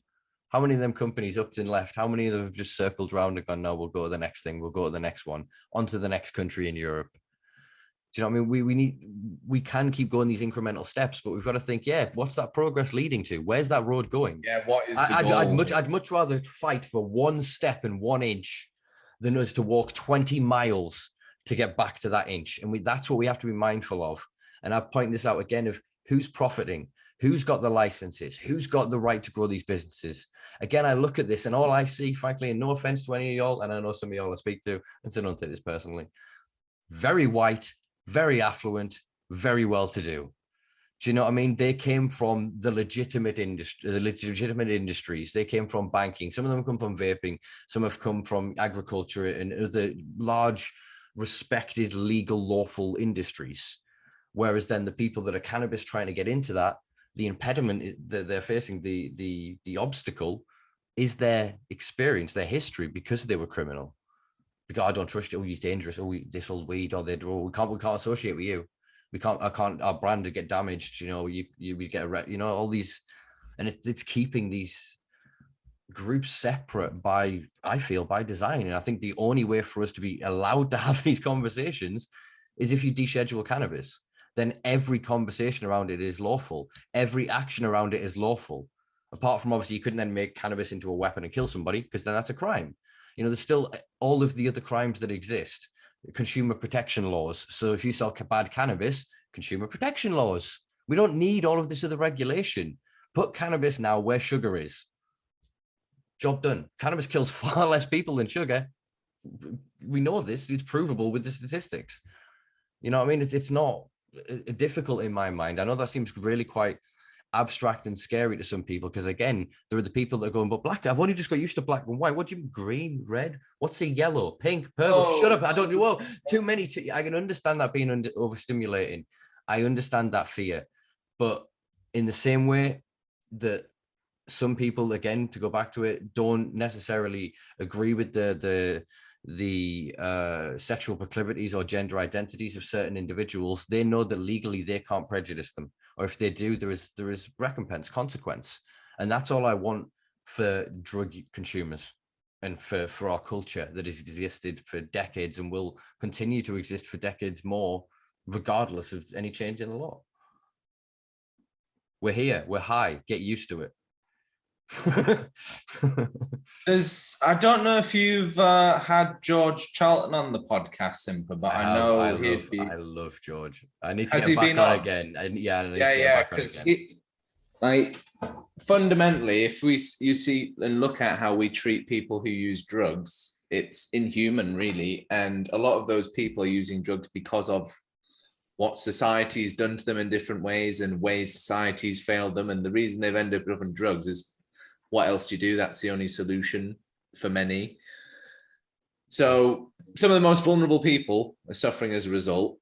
The scientists who could be uncovering some new findings, developing the area of knowledge, they've also got their hands bound by a lot of this prohibition scar tissue that's still there. So a lot of the problems, as you've rightly pointed out, Simpa, are self-perpetuating and directly as a result of some of the prohibitionist measures that have been implemented. So it's holding back society, it's holding back research and technologies, and it's holding back medicines and treatment. So there's a lot that we're not doing. And when we started talking, Simpa, we were talking about CBD, weren't we? Like that's such a small conversation, and it is having it's just taking up so much time, and it's just the first page of the book. FSA hasn't even discussed the endocannabinoid system or even started that debate. And so what hope is there really for a sensible outcome? I have very little faith in a sensible outcome coming from any of the current policies that are in place at the moment. Yes, some money's being made, but is that a mark of success? I don't think so. It's a mark of exploitation, in my opinion. I had a second point as well, Simpa, I think that I wanted to add, and that was around consciousness too. Like, if you're outraged about cannabis, you should be outraged about all drugs as well. And we have that's another division. Oh, I'm pro cannabis, I'm pro psychedelics, so I'm pro. That's just another piece of language that's separating those experiences. And like, we're playing the game of prohibition. Like, it's such. If you think about prohibition, it is the perfect mind game, and language war is the only way you can. It's a thought war. It's a way of like, they've put mental frameworks into words that we almost use to sort of net our thinking. Mm-hmm. The reason that regardless of where you go with science and research, you get down to a fundamental point, which is the words. And do those words match the facts? And do the stories that those words tell match the facts? No, frankly, for most of the cannabis conversations and for most of the information that's out there at the moment around cannabis. So it's dangerous. It's holding us back socially. We're we're in a recession, Brexit, COVID, inflation, some warfare to top it all off. What does the world now need, I would argue, more drugs in a open, logical, publicly discussed way. How do you open up ideas? How do you open up thinking? How do you encourage that empathy and community and connection? Drugs seem to have that effect on society. And are we potentially, again, doing more damage than good by banning these drugs? Statistically speaking, yes. We're putting more people in prison. We're doing more damage to people's futures. We're not actually teaching them how to do it safely. We're just denying any responsibility and denying it even happens. So we've only got ourselves to blame, I think, really. And it's just it's that awareness of the language that we use that tells the story that we live, if that makes sense. And entirely. That happens at a legislative level, that happens at a research level. These discussions happen in the academic world all the time. That's exactly why they define what each of their words mean as they go through writing their essay, because what I write in the UK versus what someone over in South Korea writes, the colloquial use of language is going to be completely different, and the cultural norms and interpretations as well, wildly different. So I do very much sympathize with any businesses and any consumers and patients that are getting caught up in this. And for the average grandma, who just wants to know, like, do I rub it on my elbow? Do I supposite it rectally? Do I get a vape pen off my nephew? What sort of example are we setting as a nation, Simpa? Like, we're all very proud British. Well, for the most part, our industry is pretty proud to be British, but most of the trade comes from outside of the UK. Most as well of the damage, I think, is being caused internally. We've only really got ourselves to blame. We're not being open and honest. We're not having real discussions. The facts, no one seems to be able to agree on them and talk sort of objectively or impartially, because you've either got a company associated with yourself or some sort of interest for the most part. So is it any wonder we are where we are? And I think the only way that we're going to start progressing some of this, Simpa, to put it, I don't know, put a more optimistic spin on it, is just more conversations like this, more discussion and openness of discussion. Can those conversations that are taking place at a regulatory level be live?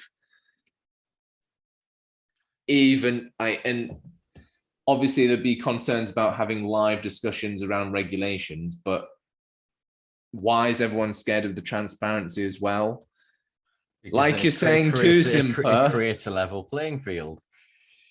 Like you said, though, again, Simpa, why should one group, I guess, have that preferential treatment over another?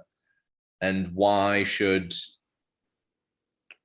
one group be denied it because they can't necessarily afford it or legitimize it? And why should some people who were using it before the law change be penalized now that the law's changed? So I think the point you made about South Africa and apartheid is a very good example of, it's a good analogy of the extreme, if you know what I mean. And that's where that healing was needed and has been demonstrated to be, beneficial, I'd say, initially. But the same sort of healing, the same sort of damage has been done, and an awareness of that and acceptance of that would also be great. But I think we are expecting a little too much of the government again, and we're relinquishing too much control to the government again. So at what point, as informed citizens of Britain, with all of the facts, will we start to then ask some of those questions and put some of those ideas forth? And that informed consent isn't really there at the moment for the consumer. It's been delegated to regulators who also don't know what to do, who are also human and open to influence, and they're also wrong sometimes too. So we just forget that we're humans, and this is just a cannabis plant. There's drugs out there, and it's just not as binary as we're led to believe. It's not a linear world that we live in, and it's full of swings, roundabouts, kaleidoscopes, and bizarre connections that will just, if you don't look at the big picture, you're just going to weave yourself in knots and never make sense of it. So yeah, look at the big picture, think about drugs as a whole and not as an isolated issue. But I've rambled on a bit there, Simpa, but what do you think? Can we be doing a better job as British advocates for science and just change, activism, community good? I'm glad to see that UPA is getting a bit of a reignition, but I think, again, like you have said as well, to reiterate your point, we're just coming back to where we were 4 years ago, when getting back to the original conversation as well, like, you didn't actually solve the problem, government, you've just commercialized a small section of it, and it's still people are sort of left on the chopping board if they're not able to jump through those pretty niche procedures at the moment. So what can we be doing better, Simpa? Are we getting there? I'm very glad to see back in the game. Do you think we've got it in us to start a bit more of that community conversation again and reignite it? Hell yeah. I think you touched on how we do it entirely. So obviously, Clark's going to relaunch UPA and they're going to fight for their fight as they're entitled to. But there has to be this larger fight. The power that we have, if we got everyone, if you got the advocates for, safe injection sites, if you got all of the people that wanted, cannabis clubs and social access, you got all of the people that wanted wider medicinal access. Sorry, if you got people that wanted, the agricultural licensing, if you got everybody in to actually fight for what we want, is the fucking end of murder, or at least an unbiased actual review of what that fucking document says versus what 50 years of real scientific knowledge tells us. Because I guarantee we don't have to make a demand of get rid of it. Just look at the fucking thing. If they look at it in the light of day, honestly, it will not stand. The entire drug war would be over. But again, I agree, it's scary, because then the people who are like, I just want a bit of weed, no, it's fine. They're not conscious of their own prejudices, of their own, like, oh, that smackhead, that crackhead, and all of this disgusting language, prejudicing other people that are just doing the same thing you're fucking doing at the end of the day. It's an absurdity. It's in the same way that we've quite a majority of the population have got to the point where, well, look at that fat person. Oh, they're not doing that anymore. They're kind of them going, well, I eat, they eat. They have a different relationship with food. That's it. That's their prerogative. That's their position, their right to do so. We as a culture in this country, we've had the topic brought up quite often by the right-wing press. Well, shouldn't we then tax heavier people more because they're more of a burden on the NHS? And universally, we come back as a country of a concept of going, no, it's standard across the board. What you do shouldn't prejudice the care you get. If you break the law, even, you have legal protections. The point of our fucking democracy, the point of Britain, of whatever makes Britain proud. I hate the word, I hate the term, I hate to even think, because I know enough of the heritage and history of this country, but I also think that, not to say that we could make Britain great again or any of that shite, but that this country could actually become proud through being a world's leader, through reforming. We were the last outlier, one of 3 countries of the last outliers against the 61 convention, against the creation of these international sweeping conventions. Granted, it's because we're involved in a lot of international drug trade through wars and shit, but don't tell anyone. But yeah, we took a moral stance on that, and so we could do the same again, even if it is to defend our international drug trade or whatever. Well, we could and should particularly do that. They could still have their slush fund cash generated through allowing the trades. And if you think that I'm getting a bit conspiratorial here, look at HBOS and other banks and other institutions and organizations that have continually, governments as well around the world, are continually getting caught out for trafficking cocaine, for large cartels, for trafficking heroin as well. Or just look at what's been going on with the Taliban and various other regions around the world. The continued criminalization and continued prohibition of substances leads to the creation of vast amounts of money. It also means that these governments get to spend 150 billion plus collectively a year to try and eradicate drugs. Yet those same drugs are generating somewhere between, 350 to 500 billion in profit a year. Big business on both sides for everyone. And we're the fuckers caught up in the middle, because we're then going, I don't like the smell of his drug, or I don't like that slows him down and he falls over. Do you know what I mean? The prejudice that I see within people of going, I'll watch somebody spend 200 quid on dabs and dab themselves out and get into a delirious almost state. No offense to anyone that enjoys getting that high. I do as well. I'm not prejudicing. But then have a go at someone that consumes ketamine.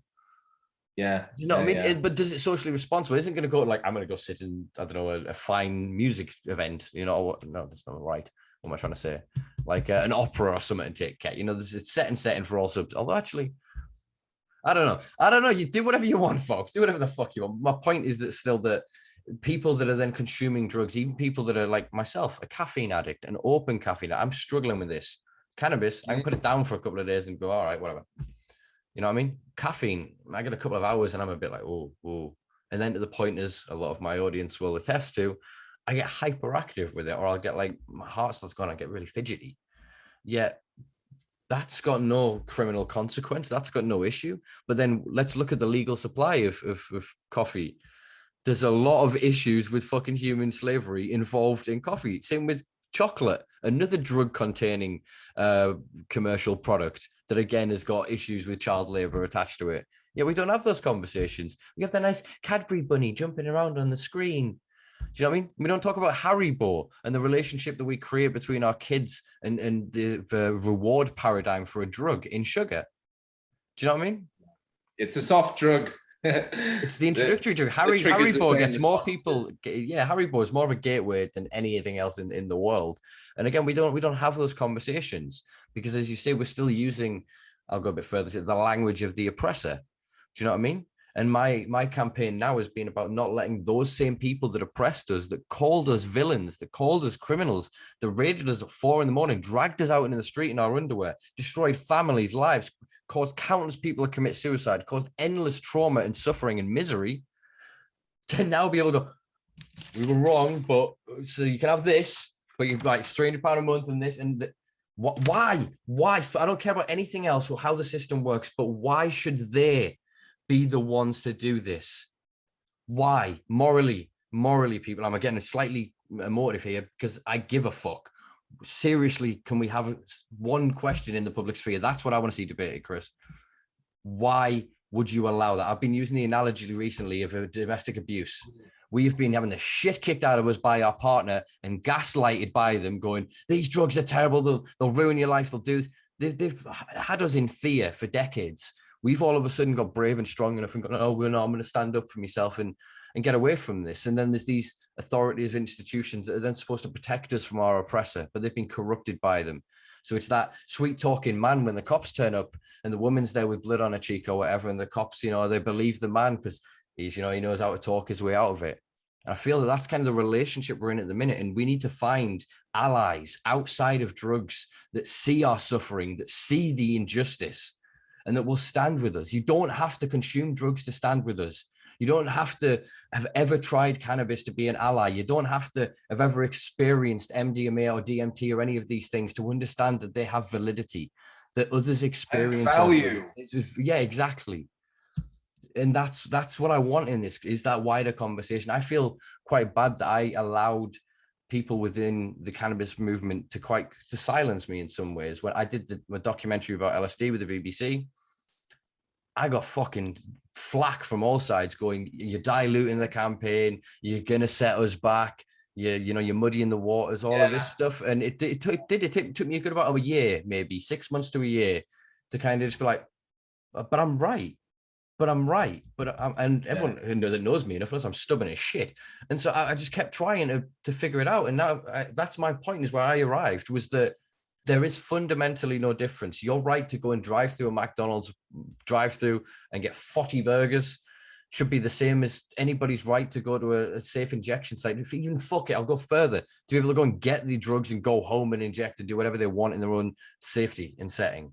To then be able to ring the authorities if they're in trouble, to be able to have the same protection afforded to them if you have a heart attack from eating Dunkin' Donuts for 40 years. We don't have Dunkin' Donuts. What do we have? Krispy Kreme. Do you know what I mean? But it's the same sort of thing that your actions, as I said earlier, shouldn't prejudice your care, but they do. And we proliferate that amongst ourselves because of our prejudice. And again, it's going to take a brave conversation. And that's why I think the analogy of a truth and reconciliation sort of committee and council and creating this, I don't know, I've almost got it like it's in an expo center in the UK, and you've got prohibitionists coming and bringing their arguments, and you've got the science, and you've got everything coming together. This isn't just about us going, oh, here's only the good stuff.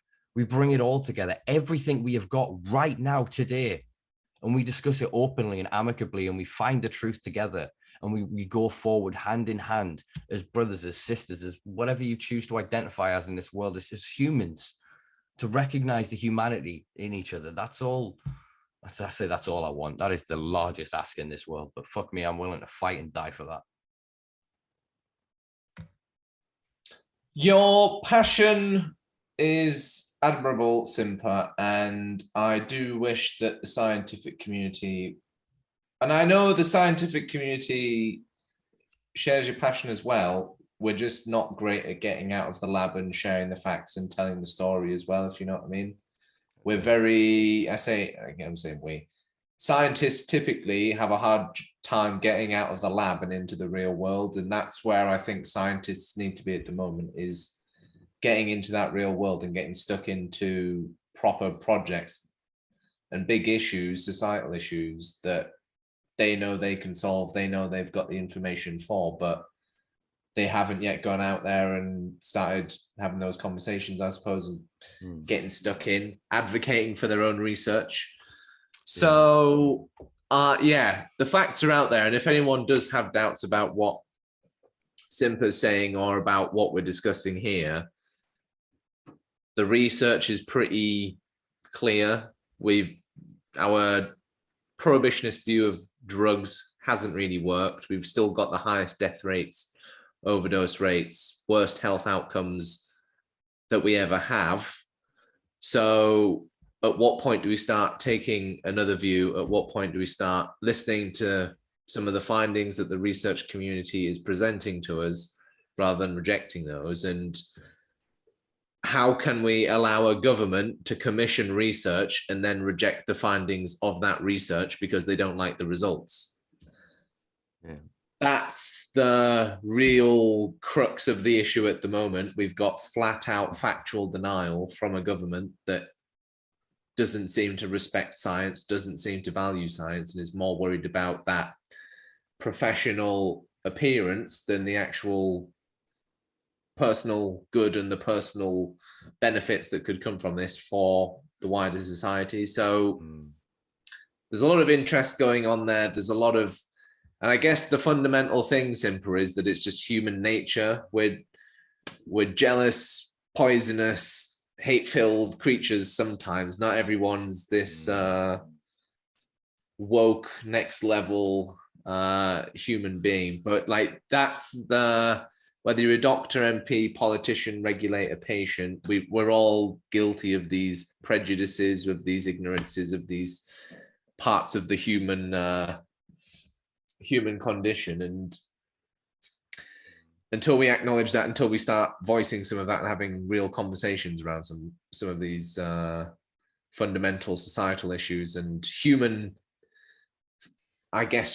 flaws that we've got, and accepting our human flaws, again, I think that's probably going to start holding back some of this. That will continue to hold back our conversations. And I don't want to review our whole conversation, and I'm trying to think of how to succinctly summarize some of that, but it does come down to having a personal level of consciousness, of sovereignty, of self-awareness and responsibility as well, accountability. The government's got a lot of it's got a lot of power, at the moment, a lot of authority, but there doesn't seem to be too much accountability. And when the facts don't seem to align with what the government's looking for, then they just reject those facts. Same goes for cannabis, same goes for the science.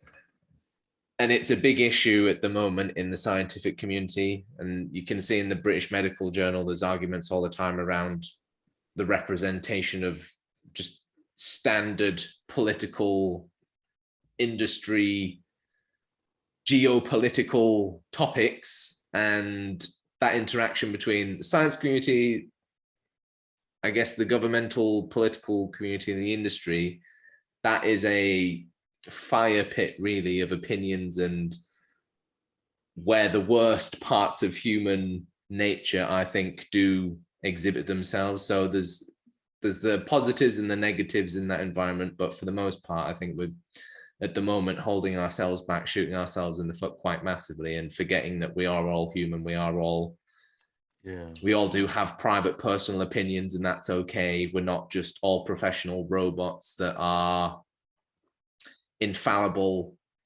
100% godly, and just superior to anyone else. We're all just equally as damaged and as fallible, and I say damaged, but you know what I mean. We've all got our scars, we've all got our burdens, what have you. We've all got our cravings. So to expect politicians, doctors, and what have you to be, we put everyone on pedestals, I think, when they exhibit that professional opinion, but we've got to remember that people have their own personal stuff hidden below there, and that's very easy. That very easily influences the professional world as well, should we say. So the two aren't necessarily mutually exclusive. You hit on a really good point there, and I think it's humility. It's whenever we find ourselves in certainty, remind yourself of the Dunning-Kruger effect. If you are feeling confident in a subject, just pause a second and double check. As you've probably seen me a couple of times in this recording, kind of go as I'm trying to reference my own fact as I'm going, and then if I kind of can't with any certainty, I'll then climb down from that in the rest of my sentence usually, and then kind of apologize or try and look it up, sort of thing. It's to keep a sense of humility in myself that I may have a sort of narrative going on in my head, say these words and the things happening, but what you've always got to keep yourself in check and keep aware of it. And the main thing to do is with humility and with a certain sense of curiosity, check in on the things you think, because your mind changes a lot. The same way you taste, you go, a couple of years ago I didn't like this, but now I've really got a taste for it. That happens with everything else. In the same way you're going, I don't like hiking, or I don't like whatever. Everything is a spectrum that is constantly changing. There are no binaries within this reality. Everything is an ever fluctuating manifestation of the weird and wonderful parts and the apparition that is human consciousness. You said damaged before. I wrote down wabi sabi. The Japanese concept of perfection is found in the imperfection. And it resonates with me that we are all beautifully damaged. And as Rumi said, we're all broken. That's where the light gets in. Do you know what I mean? We are meant to be. If you have been and faced trauma, you are more likely to be empathetic. Do not listen to the fucking mainstream narrative that says abuse victims become abusers. Some do, yes, but the majority of people will not fall into that cycle. That abuse, that trauma, that negative life event will often inform, often a lifelong battle of rebuilding, but will create a different life path. And most often they will come back stronger. They will have more to give. They will have more empathy. They will have a wider sympathetic understanding of what it is to be human. If you've experienced pain, you can empathize with someone that's been in pain. If you've been homeless, you can empathize a lot easier with someone that's been homeless. But there's also then the beautiful thing that if you can get to that point of humanity and of humility, you can just fucking empathize with other people. Because I was going to be very crude there. I'm glad I wasn't. I was going to say, but for the yank of a penis, that's you. Do you know what I mean? It's literally, it is a sperm and an egg, and boom, you happen to fucking be there. It's random chance. It's like, what is it? 1 of 14 billion that you actually even equate to be here at all. So you didn't choose any of this shit. You are what you are. So accept that others are what they fucking are. I have an expression that I constantly use, saying that if I was born you, thought as you, and raised you, I couldn't be anything other than you. So therefore, there is only the experience of humanity. And yeah, it may look different, and we may talk weird or differently or act, I say weird in a very endearing way, because I consider myself a weirdo. Weird and wonderful.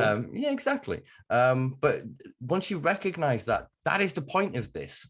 And there's actually, I was talking to one of my friends the other day, and we were describing this mechanism of that life is easy, but it's hard. the external mechanisms of life are really fucking difficult to deal with. But if you know who you are, life is, you just do you. You just do you. You just seem to just do you. You don't necessarily worry about what the next hurdle is, because you know, I can jump. You know what I mean? Or I can tunnel. You trust your adaptability. You, instead of becoming fearful and small, you become more like, I don't know, again, like kind of curious and almost playful. In Greek playful mythology, that's called the hero's journey, Simpa. And I think that's maybe what's being squashed out, is that, like, go out and take that, like, that is that heroic use of the unknown, if you know what I mean. Whereas the alternatives is safe consistency and safe known. But yeah, man, you're spot on. And sorry to interrupt there, but you're dead on with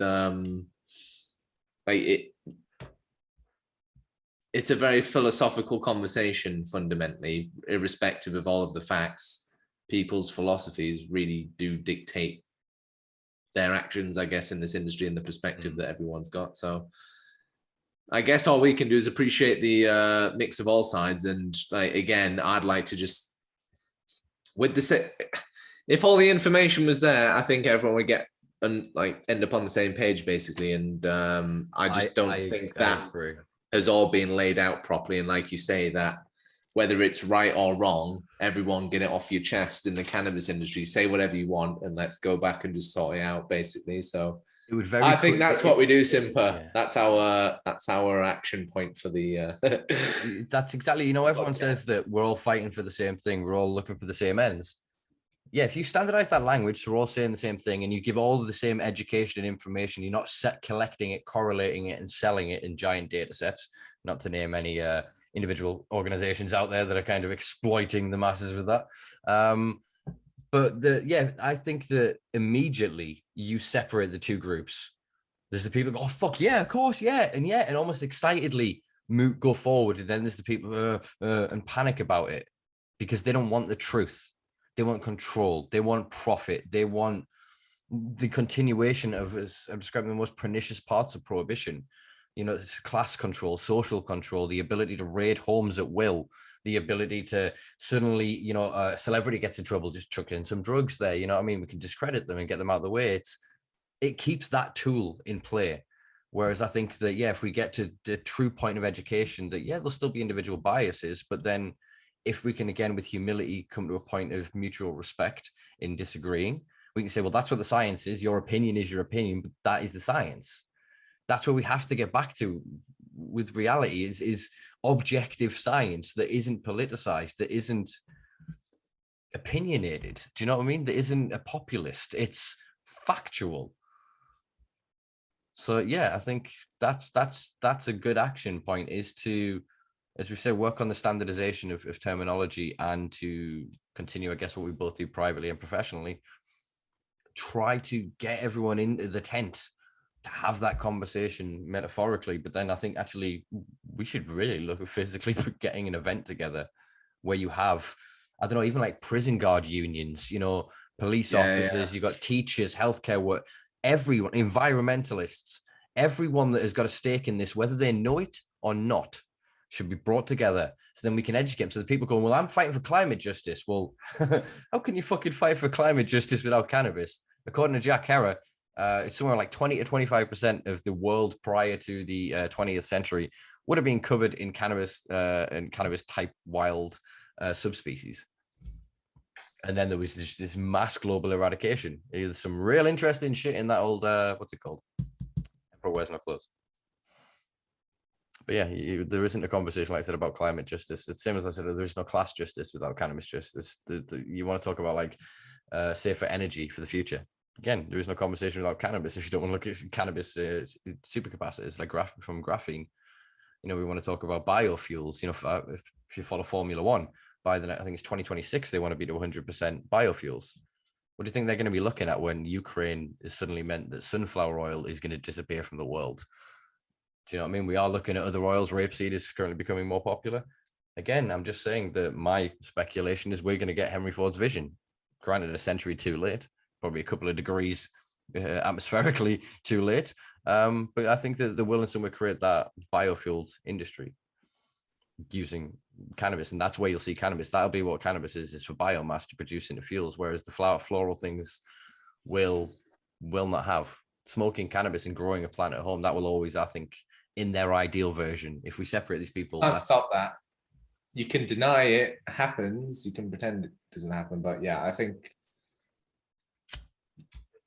the science, the facts are always going to come to fruition, and reality is always like, you can fight reality, you can fight the truth as long as you want, but every there was a saying from one of the communist heads of party, and this was like post-communism, but every every lie told and perpetuated is a debt to the truth that will one day pay dividends and come back, basically. So it's all a matter of time, I think, until these facts come flooding out. We're living in the internet world. All of that information's out there. All of the research is out there. It's only a matter of time until people clue in, and the cat's out of the bag. It's just organizing all of those cats and all those bags, and it's stopping people calling it a duck. You know, as long as we don't point it, it's a cat. That's a cat from the feline family, cat. As long as we can do that, I think we'll get somewhere. But yeah, the minute it feels like the cat's out of the bag, and there are people that are going, "That's a duck," and we're all going, "That's a cat," and they go, "No, that's a duck. That's a duck." if you want the cat, it's a duck. Do you know what I mean? And that's what I feel with not to go back into the system of prescriptions or whatever. But yeah, I think that standardize that language, standardize that education information, because what is then true for your daily meal reading granny, again, no offense to any daily reading grandmas out there. I'm using that as the kind of avid prohibitionist. It's true for them as it is for the teenager that already knows instinctively that this war is wrong, and that they hope to live in a world where the war is over, you know. And I think that the way we get there is through this education, and if we allow the same oppressor to control that information, they'll continue to do what they're doing: cherry pick studies, manufacture outcomes via the setup of these studies to prove points. You know, they'll continue to perpetuate things like skunk, even though they're advocating for things like medicinal access. They'll still continue these detrimental actions mixed in with what it could be or should be conceived as positive ones, not necessarily through malicious intent, but through ignorance. So again, the reason why it is vital. Ignorance, consciousness. Exactly. It's really hard to be ignorant if you're aware and conscious. Yeah, so drugs, in conclusion, I think have a positive impact on society. And how many industries are propped up by the use of drugs? I know Gordon Ramsay in the restaurant chain demonstrated that pretty well. But like, I think, Simpa, next conversation should maybe be around some myth busting for patients, because you doing that, I think we could probably look at some of the language that's in the questions being asked as well. And so maybe that might be a nice way to add on to the facts and answering the questions, but also highlighting some of the questions in the thinking, if that makes sense as well, and some of the gaps in the thinking that maybe entirely causing those questions. Allow them to hold their suppliers, the clinics, the prescribers, etc., to account. I'd love to see that. The more informed they are. Yeah, again, this is something that I've kind of learned of recently. You create champions in campaigns. So you find champions that are already in the positions. It's really hard to start a grassroots campaign, get a bunch of people together, and then move together. It's very hard to gain that traction. So what you typically do is you create a very simplistic campaign in motion, and you find these champions, these advocates, and then you get people to obviously become like representatives, supporters, etc. But I think we already have some amazing champions, and people that don't even know that they're champions yet, because they don't know that they don't know what they don't know. So exactly that, they need to be informed of this. They need that awareness. And I think it will lead to a natural sort of rising of outrage. I mean, I'm not saying that I know fucking everything, but I think if everyone knew as much as I did, they would be as fucking outraged as I am all the time by this. Obviously, you still have to do your 9 to 5, I imagine. I've managed to wrangle my way into being able to do this full time, to just scream at people every day. Sorry to the people I talk to every day, but y'all know I'm doing it out of love. So yeah, I think you're onto it. You are onto it. We create that education, because again, what is true for then, you just take the word patient off it, and then you go farmer, here you go, farmer, doctor, here you go, doctor, because the education is true. Yeah, you can obviously, it's more bespoke for the patient, but again, building up to that simple plateau of knowledge and awareness, I think that gets us so much further than we've been for a while. Question for you, Simpa. Hit me. How feasible would it be, with your incredible technological skills, to put together like a live version of this, and we just ask questions, answer questions as we go, and maybe get, like those call-in sort of things? Yeah. Could who's funny? Is it Lyle for you? It's like this guy that dresses up as a gecko and provides does like he's called like Therapy Gecko, but basically you can get call-in somehow, and I don't know if maybe on Twitch or YouTube or something would be the platform, but maybe we could just like do live questions. I guess that's maybe more engaging and probably a bit. I think that would be brilliant. Live patient Q&A. I think between us we can probably grab a couple of other individuals that would maybe be interested, and also kind of widen the optics. I don't just want two young white men just going, well, this is what drugs is. So yeah, let's that is, I think, brilliant. Again, yeah, because if we advertise it in all of our different circles, we'll pull in the largest pool of individuals and be able to, again, it's not then us doing a presentation, it's an interactive live conversation. Do you know what I mean? And then having the other academics and individuals will give us the widest base of information, and doing it live means we can still we've got access to the internet real time. We can prove with documents, we can put up here's the papers. We can literally go, okay, I'm referencing this right now. And so then if there's several of us, it means that we can individually focus and go, okay, I want to bring this one up or this, and actually really prove, rather than just going, here's what I've said. Because again, a lot of what we've said, exactly, I was just thinking, there's no sources for anything that we've provided. I can, if then pushed on an individual thing, obviously it'll take me a while, folks. I'll admit my message response is terrible, but if you do want to reach out, if you want me to, no, I should. The proof's out there. Google it. Fuck it. Use a search engine.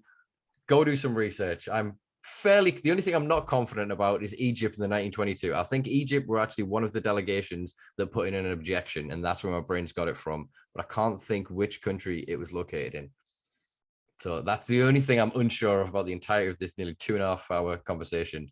I think it's pretty good, although that just means I'm probably missing the Dunning-Kruger effect there. All right, let's wrangle and wind all this up. There is one thing I wanted to speak of before that is news that was made aware of. Is something in the news that I've been made aware of today. So this I'll include in the link below, folks, is from food.gov. This is an update from Food Standards Agency, or it's an article about them taking the next step to regulate CBD. And I just wanted to read you. I'll just basically read the whole article because it's only 3 fucking paragraphs, really. The FSA is calling on local authorities and industry to help bring the CBD market into compliance by prioritizing the removal of products from sale. I've paused there because I wanted emphasis, and then I've actually stopped my sentence. From sale that are not on the public list. Obviously, the public list is available now. I'll include, again, a link to that as well below. That was published on the 9th of May. That was 2 days ago. So that's now out there. CBD products are novel. I'd argue against that statement, but whatever. And are therefore needed to be assessed by the FSA for safety before being placed on the market here. Currently, no CBD products have been authorized for sale in the UK. The CBD list shows products which have a credible application for authorization with the FSA. Emily Miles, Chief Executive of the FSA, has said, the CBD market is growing rapidly. The FSA has been working to move the CBD industry into compliance. Today, we have taken the next step in our pragmatic approach to make sure CBD products are safe and what they say they are. We have created the public list to help local authorities and retailers prioritize products to be removed from sale. If a product is not on the list, it should be removed from sale because it is not attached to a credible application to us for market authorization. But being on the list That's a weird, it starts with but being on the list means that the application is credible and the FSA has or is shortly expecting to receive significant scientific evidence from the applicant with which to judge safety. I want to emphasize that the FSA is not endorsing products on the public list. And in conclusion, an inclusion on the list is no guarantee that they will be authorized, as they have not yet been fully assessed for safety. But the whole list's pointless, basically, Simpa. Yes, it's big. It's what these are the ones that we've verified so far. The rest we haven't got to, but we don't know, so we can't make any claims. So because we can't really prove we've made no progress, so let's just put up. Well, we've checked some of the homework so far. So how much money is being wasted? How many of these companies being negatively impacted? Because how many of them are going to be scared off the market now? How much of that's going to be driven underground? How much is the black market going to then swoop in on some of that? It's so short-sighted. And I know if you speak to any of the trade associations, they will say that that's not actually true. Just because it's not on the list, it doesn't mean that it's not valid and not validated and not potentially going to be approved. So it's just because of the limited resources they have, those are the only ones that they've actually got through to so far. So it's very, I think, unfair of them to say that and throw that out for companies. It's just, what is the word, Simpa? It is pretty ignorant, pretty naive, and could potentially sink a company if they're not seen on the list yet. Well, but we've submitted our application. It's just not been read yet. So, well, the interesting thing is how it starts, obviously, is the FSA is calling on local authorities and industry to help bring the CBD market into compliance by prioritizing the removal of products from sale that are not on the list. So that is incomplete. So currently that to me doesn't state that there is any protocol, because as far as I was aware, the FSA were working with one trading standards authority to create basically compliance rules, protocols, and training that then would be rolled out amongst the, I can't remember, X amount of other trading standards that are regionalized and broken down. So as far as I'm aware, don't take this for gospel, any CBD companies out there, they have yet to create the fining system. So unless there is already something pre-existing that they can use that doesn't need to be attached to novel foods, so if they can say that you are just selling an unlicensed product or whatever else, I'm not sure what the consequences are yet, is all I'm saying. But this is the first time publicly, I think, that I've been made aware of that the FSA are making a direct call to the local authorities themselves to take this action. We've already seen there's a postcode lottery. There's some parts of this country, you can see shops with giant cannabis leaves selling massive mason jars full of CBD flower. You know what I mean? Then there's other counties where putting one thing on a t-shirt or a sticker on a window is going to have the cops in there 3 times a day. So it's going to further perpetuate those kind of issues. And I think deliberately so, because then that creates an incredible incentive and space for corruption and for cronyism and for, you know, really underhanded neoliberalistic tricks. So it's a lot. It's not alarming. It's obviously, I'm not saying like sounding alarm, but it's worrying, as all of this is. The continuation of this, watching this play out, I feel more and more certain that my initial call that these steps are towards a path that isn't one we want to walk. Premature, I think, from the FSA, if they haven't, and from my understanding, they haven't, gone through all of the applications yet. So it's a bit premature of them and potentially damaging commercially to some of these companies and competitors that aren't yet on the list, but have actually followed the rules. So I know, some of the trade associations were quite adamant about that. And I think, there's a degree of miscommunication, misinformation there as well, slightly.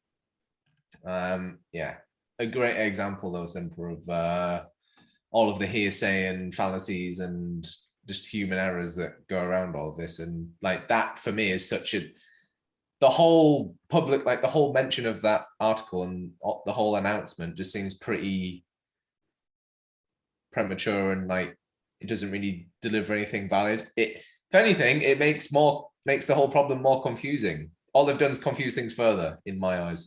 And that's what I'm saying. I believe this isn't a helpful announcement in any way. I the believe public information would have been great. Some consumer information. We've made a guide on basically cannabis safety. Exactly. That'd be lovely. Exactly. Why the fuck is that not the thing? Why not then go, here's what CBD is, standard education information. Does your product comply to what CBD is?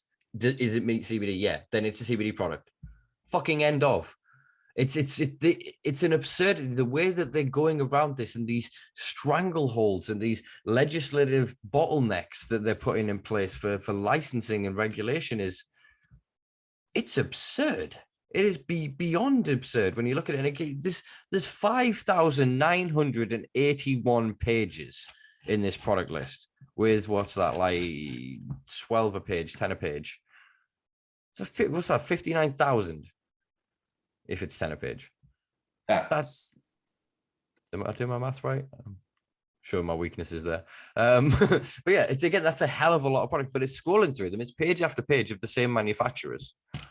And I haven't heard of half of these. These are not for the front-facing companies. These are going to be the wholesalers and other. What the fuck is this? The ingredient suppliers. It's interesting because on this they've had to list all of their full names. So who they trade as, and who they are registered as. Or at least some of them have. I don't know if they've had to. Interesting. Okay. I can see me losing several hours to this. Some homework to be done. Oh my God, this is going to take forever. Yeah, but so exactly that. My conspiracy, as it were, my fear is that this is deliberate. And it's to drive more and more people out of the market because they've already decided what's going to happen, when it's going to happen, when they're going to announce it. They've got a 2024 strategy. They've got a 2025 strategy. Remember, folks, there is an APPG on CBD in this country. That's an all-party parliamentary group that sits from beyond politics, as these groups are supposed to decide what's best for whatever that subject is. And that subject is CBD. Are we involved in that conversation? One molecule of the 500 plus found in the cannabis plant. So why we've chosen that one to center all the debates around? I don't know. They're trying to make CBD separate. It's not cannabis. Remember, they're trying to go down this other route, and that's ingredient. Yeah, it's and again, it's the banality of drugs. Drugs are neutral, folks. Heroin isn't going to sneak up on you and get you addicted in your sleep. They're neutral. They can't do shit. It's how we interact with them. And yes, some things have a higher propensity for us to get more of a difficult relationship with them, but the collective social sympathy and interventions are the way we overcome that. It's education and access to service. That's it. That's all we fucking need. And what I'm seeing with this CBD thing is all that's going to do is, as you say, it's going to create a larger gray market. It's going to create a larger incentive for people. I'm just going to go to cannabis. And actually what it does is it helps prop up people that are selling synthetics, people that are selling vapes and bottles. So then when they can't get their favorite CBD bottle on the shelf, and that company's then suddenly selling illicitly, and then other brands copy that, as we see with many Mylar bags and whatever else, something else could end up in that product. And they go, well, I've known that brand was reputable. Suddenly they've lost a patent on it, or they've lost a trademark. And so somebody else has copied, you see what I'm saying? Or they've bought that packaging on the black market, on the unregulated market, and somebody chucks something in that isn't that.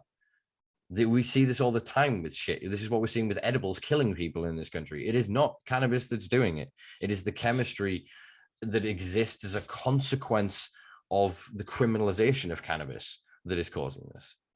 On that list, Simpa, final question for you. And again, I've not seen this anywhere. Why is the research that's being submitted in these dossiers not public either? Exactly. It's all about research now. So why aren't we trade secrets? I imagine they would argue. Yeah. So if I was grading my own homework, what would you expect the outcome to be? I'm going to show you the favorable results. It's not going to go and be repeated and tested and validated. They'll read it through. It's not looking at the endocannabinoid system. So from a scientific perspective, the whole procedure, the whole process has been very narrow-minded. It's been limited in scope. And when it's limited in scope, you can shape the narrative, you can shape the science, you can shape the research and data to fit your story. And that's what research and the whole scientific process is there to stamp out, is that basically validation of what you want, and you basically create the results that you want in the first place. There's no element of research or investigation. It is just pure printing of information and outcomes that you want. And that's what's rampant in the research realm at the moment, and that seems to be what's going on here. I'm far from impressed by the novel foods process, by the Food Standards Agency's processes and procedures. If it's a novel food that's so dangerous, why aren't we using novel testing methods and looking at the effect on the unique physiology that's there? So yeah, where is the FSA's conclusion that it must be dangerous kind of come from? Like, exactly that. Like, how can this body of information, they're going to get however many thousands of lab reports, however many thousands of safety reports, however many thousands of efficacy studies, how is that then not going to inform them that they don't need to be there? But, well, none of that information is useful or valid, I would argue, in the first place, if it's graded and produced by the companies that are paying and funding. It's prejudice and bias. So ideally, the FSA would have set up their own studies and tested actual impartial ingredients. Secondly, there's nothing to say, like, there's no standardization really amongst any of those products. I think that's a fallacy as well in itself. If it's, is it truly repeatable? Arguably some of the synthetic ones, yes, but again, do we know what those synthetics are doing in the endocannabinoid system? No, we don't know what CBD does in the endocannabinoid system, so we definitely don't know what any of these new derivatives and new processes, how altered maybe those, the chemistry is of those compounds. So the whole soup that's being created, the whole misinformation orchestra that is playing at the moment, none of it is based really in any facts. It's just a chunk of science has been taken, abstracted out, and now we're trying to work it in, fit it into whatever peg and rationalize that however we like. What the problem is now, Simpa, is you can't go back and say, well, look, actually we fucked up. This whole process is stupid and flawed from the outset, because everyone spent too much money. It's wasted so much time, and it would just be pure. Like, I've got. Can't take the loss again, if you know what I mean. Can't take another bang. Yeah, entirely. Sorry to interject. I've got an image in my head of it. It's, please. There's the path we should have walked, and then there's the road that we've been taking on. It's been a slow curve. It's only been a few degrees of every generation, so you've not really noticed, and we've not really, and we're on these parallel paths so far from where we fucking should be. And what they're trying to say, and what we culturally was almost expected to do, is wait for that to curve back round and meet us. But that's decades away. What I think we should do is build a bridge. So it takes both of us, both parties, to admit the fucking wrong, meet in the middle and build that bridge together, and then get cross and get back on the right path. And I think it comes with part of us. It's going to be controversial, as I said in the Neil Woods episode. We have to recognize we're going to have to live with the law. You're going to have to live with the science. You're going to have to live with the people you fucking disagree with, and the people that have even prejudiced you, that have demonized you, that have fired you from jobs, that have, hated on you for the way you fucking smell, for the drugs that you've done, or the social situations and groups that you've involved yourself in. Do you know what I mean? That's going to kind of come to an end. And I think that the sooner we can get to that point of humility, as I said, and that kind of recognition of especially the Dunning-Kruger effect, and actually rein in maybe our cockiness and confidence of our arguments, and meet in that middle ground, and we find out what that path should be together, because we're not right and they're not right, but together, I think the truth is there. And as you said, it's in the standardization of education and information. And that's a good point, I think, to end on there, Simpa. Yeah, for sure. The solution isn't clear, but it comes about through an actual conversation, and that's the only way you get to the bottom of it. We're just avoiding the hard conversations at the moment, aren't we? Yeah, we're all in our little echo chambers having our own. So yeah, CBD industry goes and puts on an expo here, they go put an event here, these put an event here, and we need that resource putting into the thing in the middle. We need like the cliched 80s, 90s movie rich guy who just for some fucking reason was going to do vast good and give away all his money. We need that character to exist in the world to just go, you know, drug prohibition, that's not bad. That's a bad thing. That's not good, that. And just be able to finance and but what I mean, we could pull that together as individuals. A couple of quid each between us as drug consumers. If there's 4 million cannabis consumers, add up all the other drug consumers. And I include in that the lawful ones already. Sugar, tobacco, and alcohol, because you all are getting your rights fucked. The pubs are getting closed down. You're getting screwed by the supermarkets who are lobbying, you know, to destroy your industry, to destroy the culture of alcohol, which was you go to a pub and you have a couple of drinks, you play darts, you play the games, you enjoy music, you enjoy socializing, and then you go home. You know what I mean? What is the absence of those safe consumption sites done to our culture? They've created binge fucking drinking. Obviously, part of that is, I suppose, alcohol pop and pricing. So my point's maybe not as full as it is there. But my point is that I think that bringing everyone together, and as I said, from environment, from ecology, from economics, if you see a problem with this fucking world, I think the end of the war on drugs is the solution.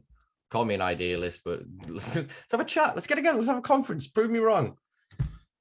It's a war on ourselves, isn't it? It's a war of self that we've declared. So yeah, only we can undeclare it, I suppose.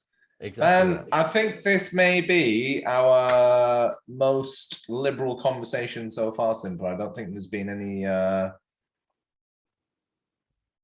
what would I say? You couldn't repeat this, could you? You couldn't recreate.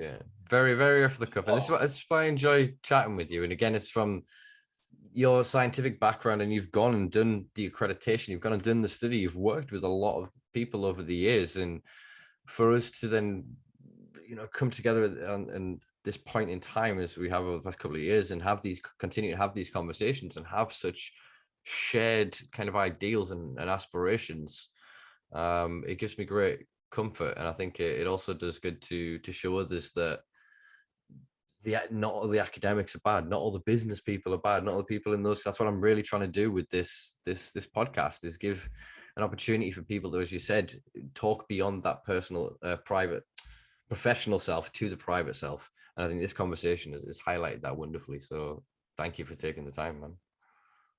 Yo, I appreciate it, Simpa. I try to be I try and be this is my goal anyway, my personal goal is try and be like consistent, the same person, same view, same, like, rather than have a personal and professional, I've just got like my real self all the time. So hopefully, I maintain that and doesn't become, I don't know, doesn't go to my head. But no, likewise, Simpa, appreciate everything you do to facilitate good in the cannabis industry. And it's all evolving. It all, I guess, is heading in a good direction. But it's the hero's journey, Simpa. And if it was as easy and if it was comfortable and it was easy, I don't think you'd enjoy it, and it wouldn't teach you as much about yourself as well. So I think that's a good analogy for the cannabis industry as well. I think everyone will learn a lot about themselves in the process, and I think everything will come out on the other end better for it, I guess, as a result. Like, we never learn. You've got to go through the painful process of like failing and stumbling along the way. So I don't see why that should be any different for regulations of the development of a cannabis industry. So it's all human at the end of the day. And I think as a, like, irrespective, research, science, like, it's all humans. And we shouldn't look at the world through labels. It should just be like, human, like, everyone's role is equally fallible or skewed as everyone else. It's just I guess everyone's aware of it and has that different external and internal environment. Some people are in tune, some people maybe not so much. But I think this conversation is good for everyone. I think drugs.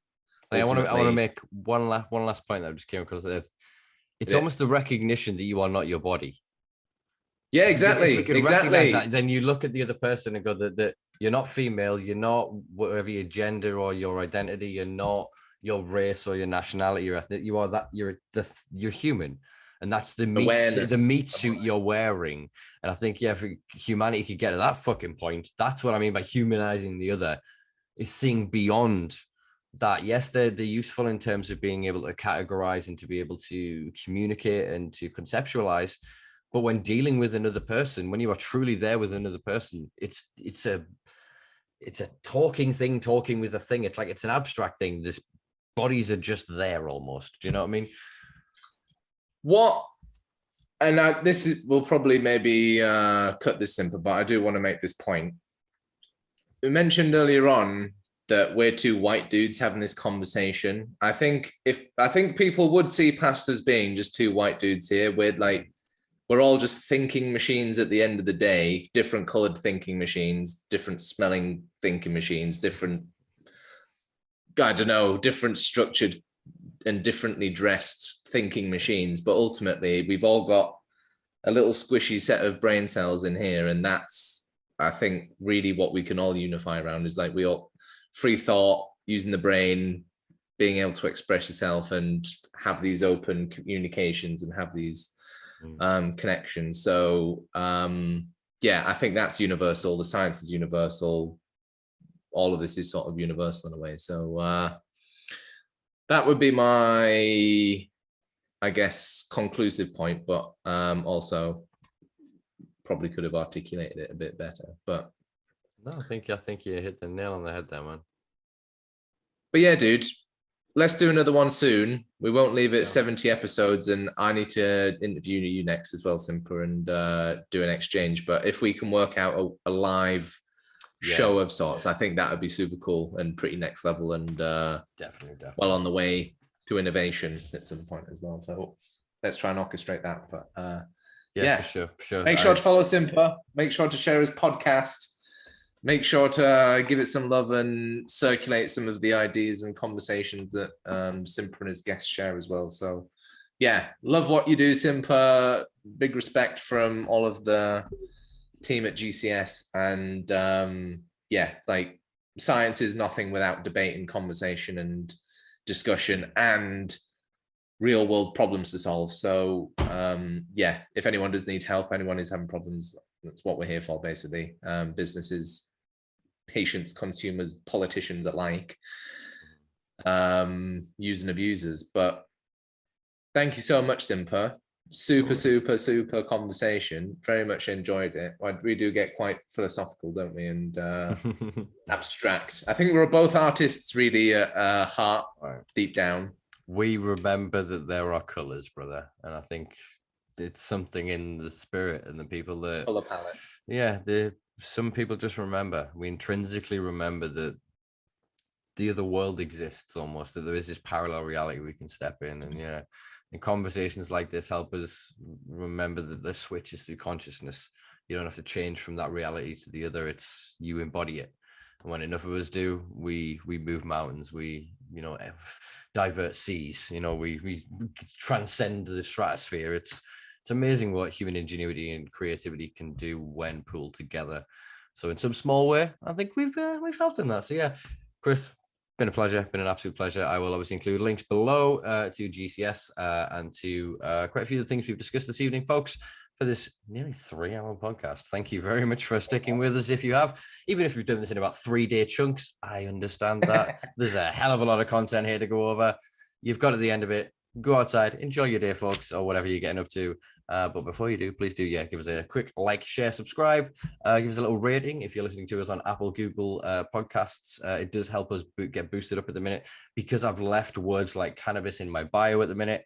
Yeah, it's kind of hampering us a little bit. So anything you can do to help me get out of these shadow bans and these attempts by the media platforms to stop me using the correct nomenclature for the subject matter that we're discussing would be very helpful. So yeah, peace, love, and we'll be back next week with Sai. I think I said that last time and I got this confused. It's Chris Tasker. Next week, Sai. Peace.